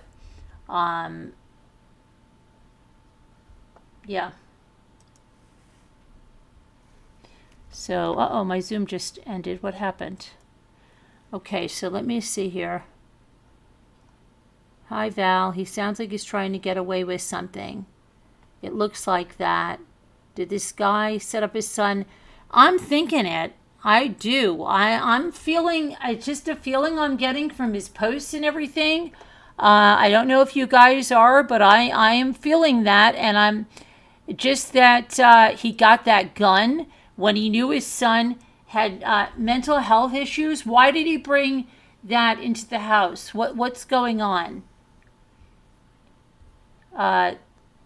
They were in the process of a divorce, and the father seems to be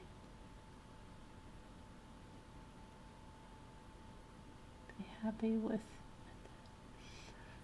So yeah, craziness, right?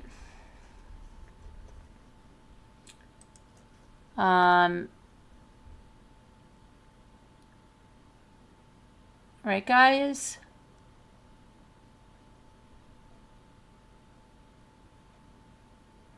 I'm glad to see you got back here, Louis, and you got here a little late. And Cynthia, you're going to probably want to go rewind and see the rest of this, but I don't know. It's kind of scary, you know?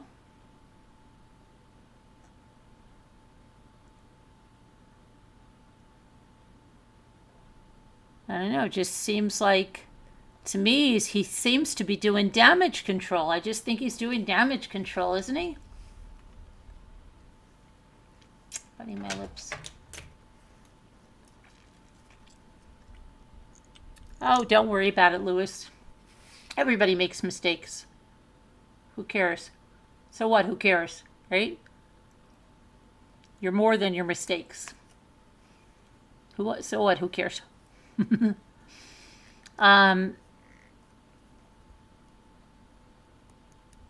I'm guessing the dad hopes for full 10 years or longer. Dad's moved on with his life. Hi, Sandra. Interesting case. Seems like he's overcompensating. I think so. Let me see one thing. I want to just check one other thing here. Hold on 1 second, okay?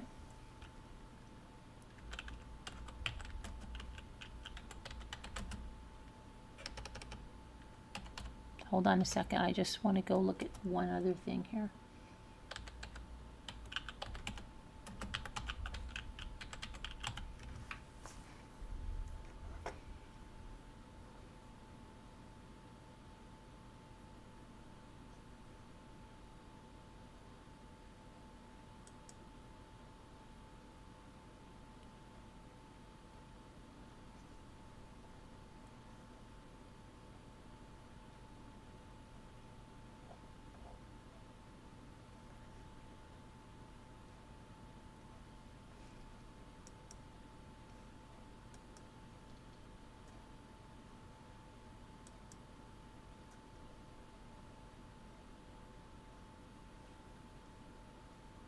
Okay, so David's message is, he has an Instagram account. It says his account is run by his best friend, but he still receives all messages.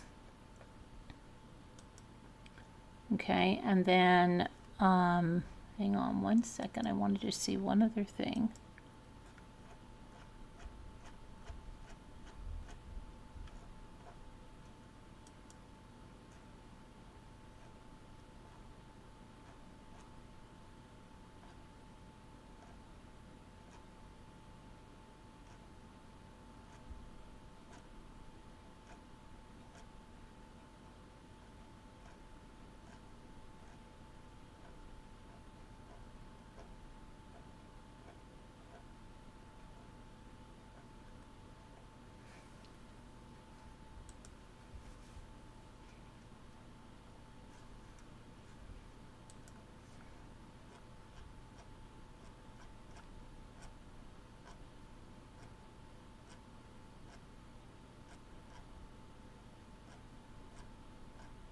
Trying to look for one thing here.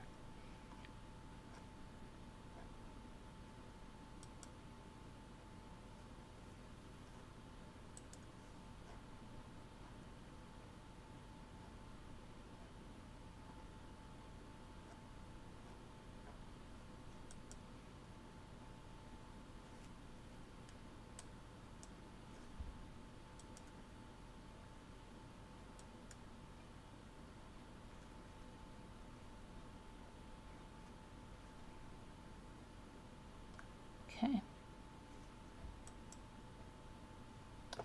All right, now I was trying to see something, but it's not there. Okay, let me see. What time is it? My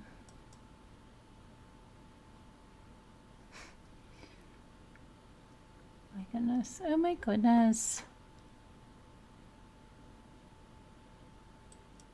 Okay.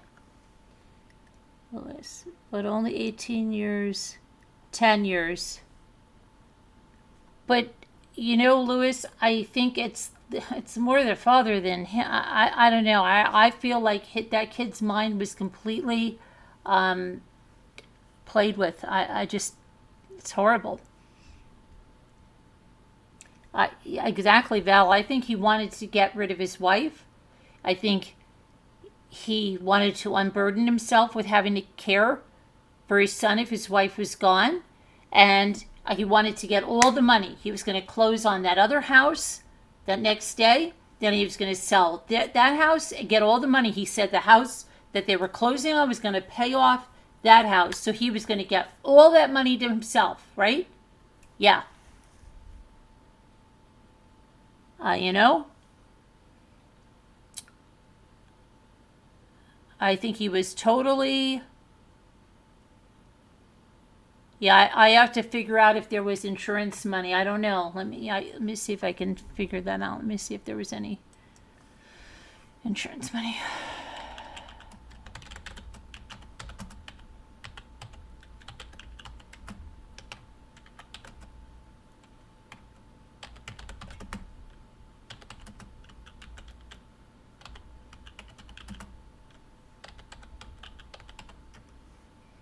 One of those things, someone like told him something in there.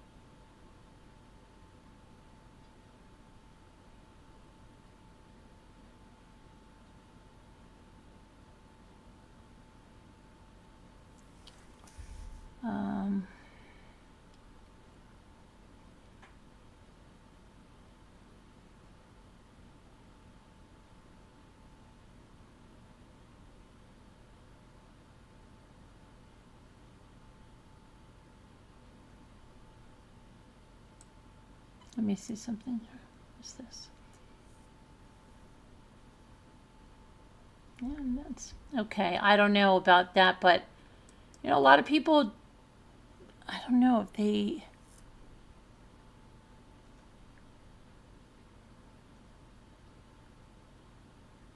Okay, so somebody said here, the dad's reaction to Adrianna dying seems so fake and forced and overdone for theatrics, and he thinks being super loud and calling for Jesus will make it believable. They're both dangerous and leaning hard into the religion to pantomime what they think is good people. What can be said for many religious people? He's got psychological issues, but he was getting better. I bet anything, the only treatment or help his son got was them praying very loudly and leaving it in God's hands. No help, actually, no actual therapy. He watched his mother suffer. I wonder why. Being in a house with those two, blah, blah, blah. The dad keeps talking over his son like he's afraid of him saying the truth. The son admits in and dad scrolling on his phone for text messages to help their case with no reaction. After yelling and shouting when he was told the mother was dead, it truly makes me wonder if they are in fact religious or if they both decided to be loudly religious in hopes of leniency. Tell the cops you really love your mom. We will both pretend to be super religious because I don't think it's that. I think, let's see, I think.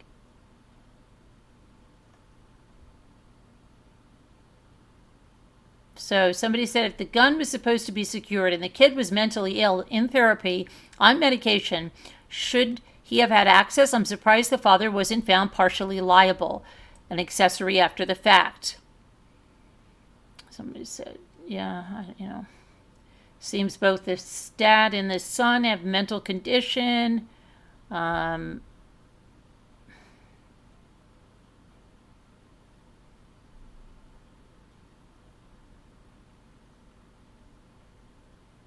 father gave the kid access to a gun. He needs to go away too. I can't believe they're going, let's see.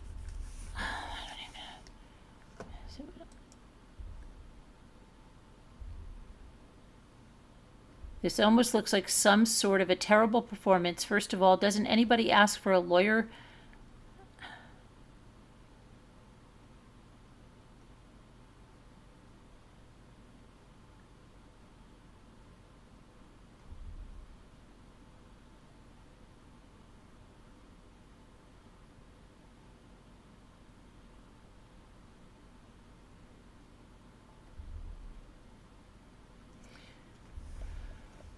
He doesn't blame the wife at all. Okay. The story is tragic. Let's see.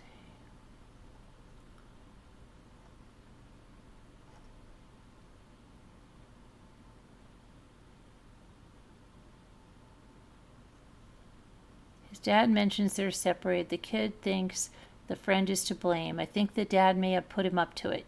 Yeah, I think so too. I think so too.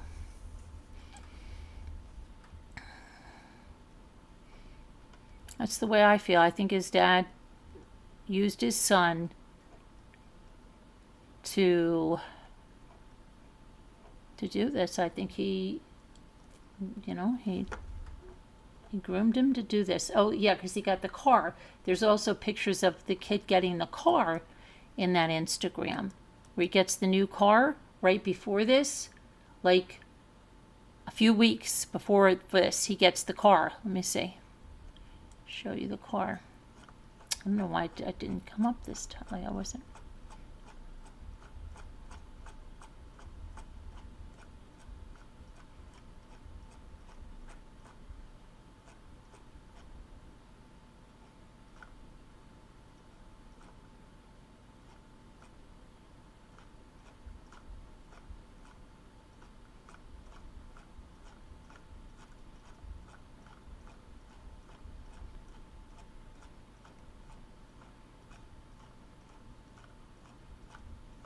Hang on a minute.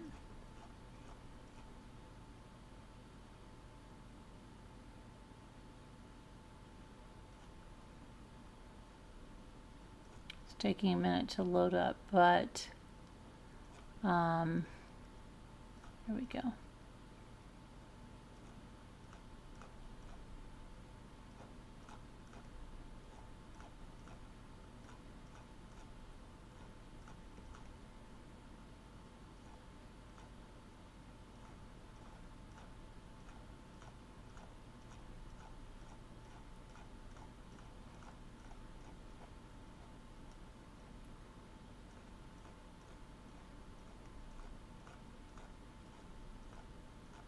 Almost there.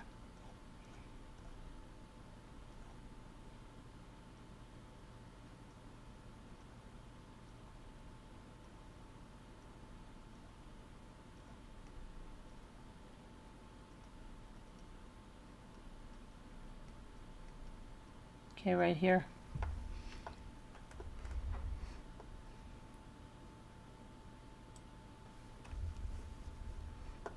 And if you notice, the mother's not there, and I'm wondering if Dad's made this agreement with him in order to win him over.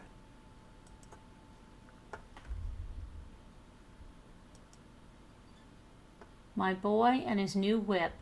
Proud Papa. He doesn't say anything about proud mama, proud parents. Where's all this stuff about Adrianna, this is our boy, right? Where's all that stuff? Where is it? Huh? Not there, right? March 6th, about 1 month before the murders. Red bow and everything. My boy and his new whip.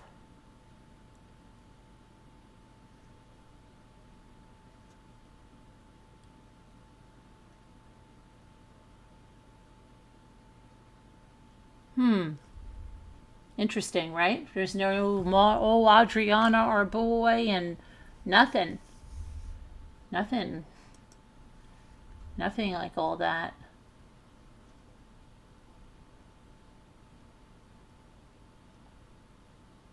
And then that's it. Like, okay, then you got this right before the murders. And then while he's in there, he's posting all these pictures. And then his Instagram changes. But yeah. So that's what I have for you tonight. I mean, where did I go? Hold on a minute, guys. Let me find you guys. Here you are. His new whip, yeah. I can't say to Scooter, check. Not that far from now, Lewis. I just found the release date. Yeah. So, yeah, it looked like you bought it for him, right?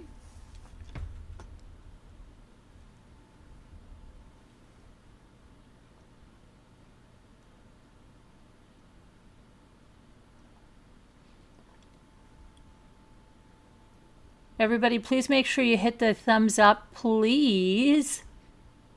Thank you. And interesting case, yeah. And I'll see what more I can dig up on that. But I do have, tomorrow I have that case in Ohio where that woman left her child alone. And I also have the jail calls from Matthew Lance and other things. So we'll see what's going on. And I have an Ohlson thing as well. So I don't know what we're going to be doing, but we're going to be doing something. So you guys are not going to want to miss. So make sure you hit the bell for all notifications, subscribe. And if you have any questions or you want me to look at a certain case, let me know. Let me know. I'm going to do the word game because we always do a word game to cleanse our brain. Does he get it when he gets out? His car? The father probably sold it. He gave the other car, the mother's car, to Aunt Jeannie, or he sold it to Aunt Jeannie. Charlie Adelson's hearing is tomorrow. Yeah, we'll be covering that. Maybe we'll go over Catherine Magmanua's some interview or something like that too. Let's see.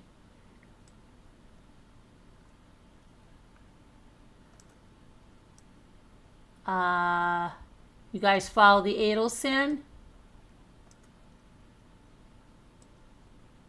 case?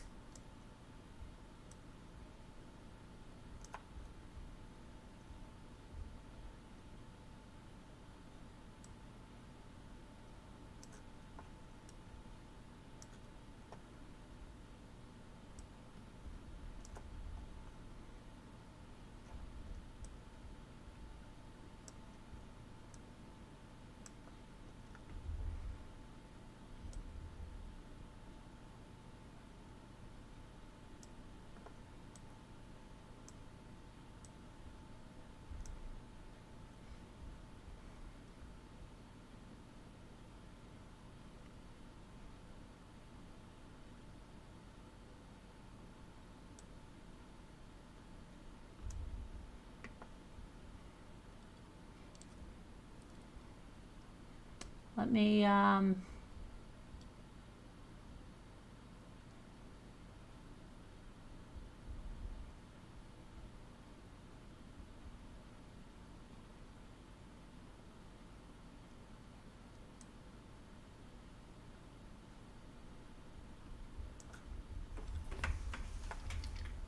Revere. Let's see if we get Revere. No, we need another R. No. Close, but no cigar. Let's see.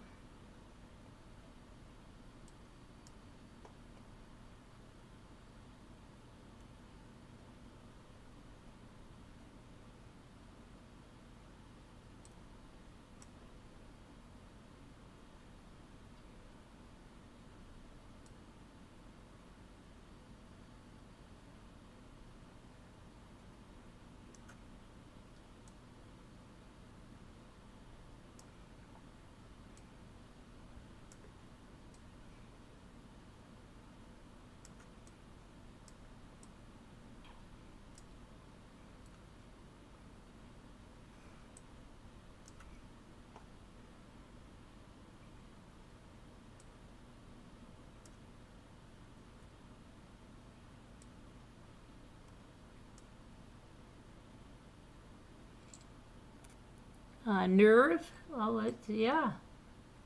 Hey there, Lewis. You're good. Okay, Lewis is getting into the game. We do this to. Do you think the prosecutor is waiting for Charlie and Donna's appeal? I don't know, Rosalita. We can only hope, right? We can only hope.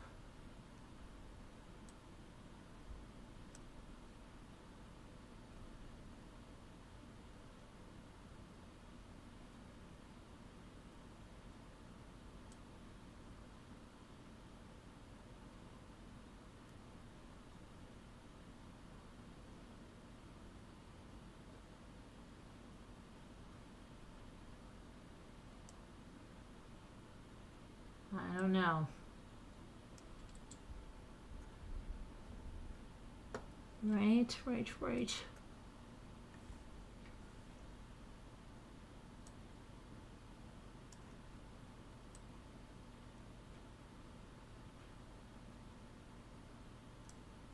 Veer, so we need your. No.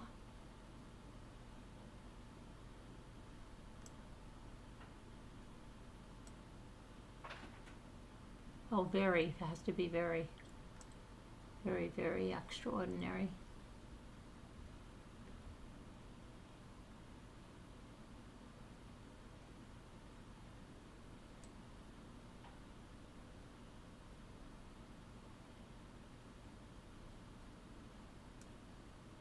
Even.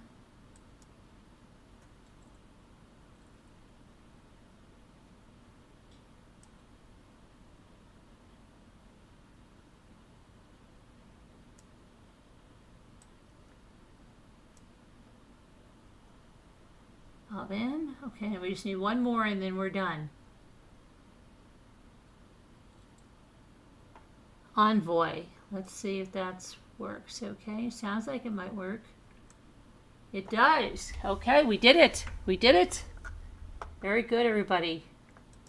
Good effort. Good effort, everyone. And maybe your mind is cleared from that. That's a tough case. But tomorrow we'll have a lot to discuss. So we'll do Charlie Adelson. I do have those other cases. Whatever headlines we do, whatever going on, and lots of stuff. So make sure you come back. If we find out anything more about this case, yeah, we'll talk about that. But come back. Oh, wait a minute. We got to play the song for the super chat. Hold on a minute. Let's play that because we had a super chat. So let's play it. Whoa, super chat, look at you. Thank you, Amanda. We see it too. Thank you, Rammer, shining bright. And thank you, manager of Three Monsters. We had two. Thank you. Lights are glowing, hearts are true. Every word we feel with you. Super chat, you light the room. Like a star in midnight blue. All the love you sent so right. Mommy rambling shine tonight.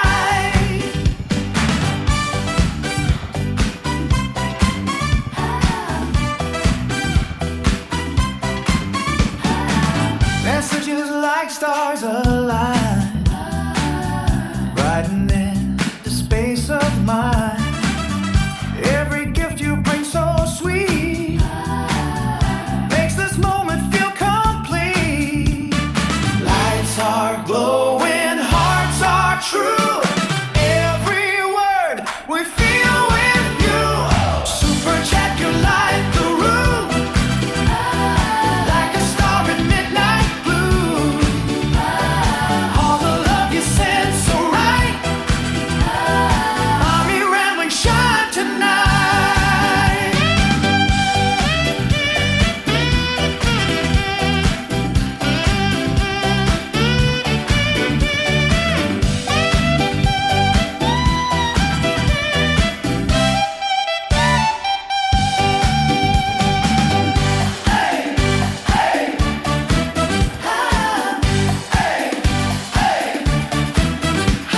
Super chat, you light the room like a star in midnight blue. Super chat, you light the room. All the love you send so right.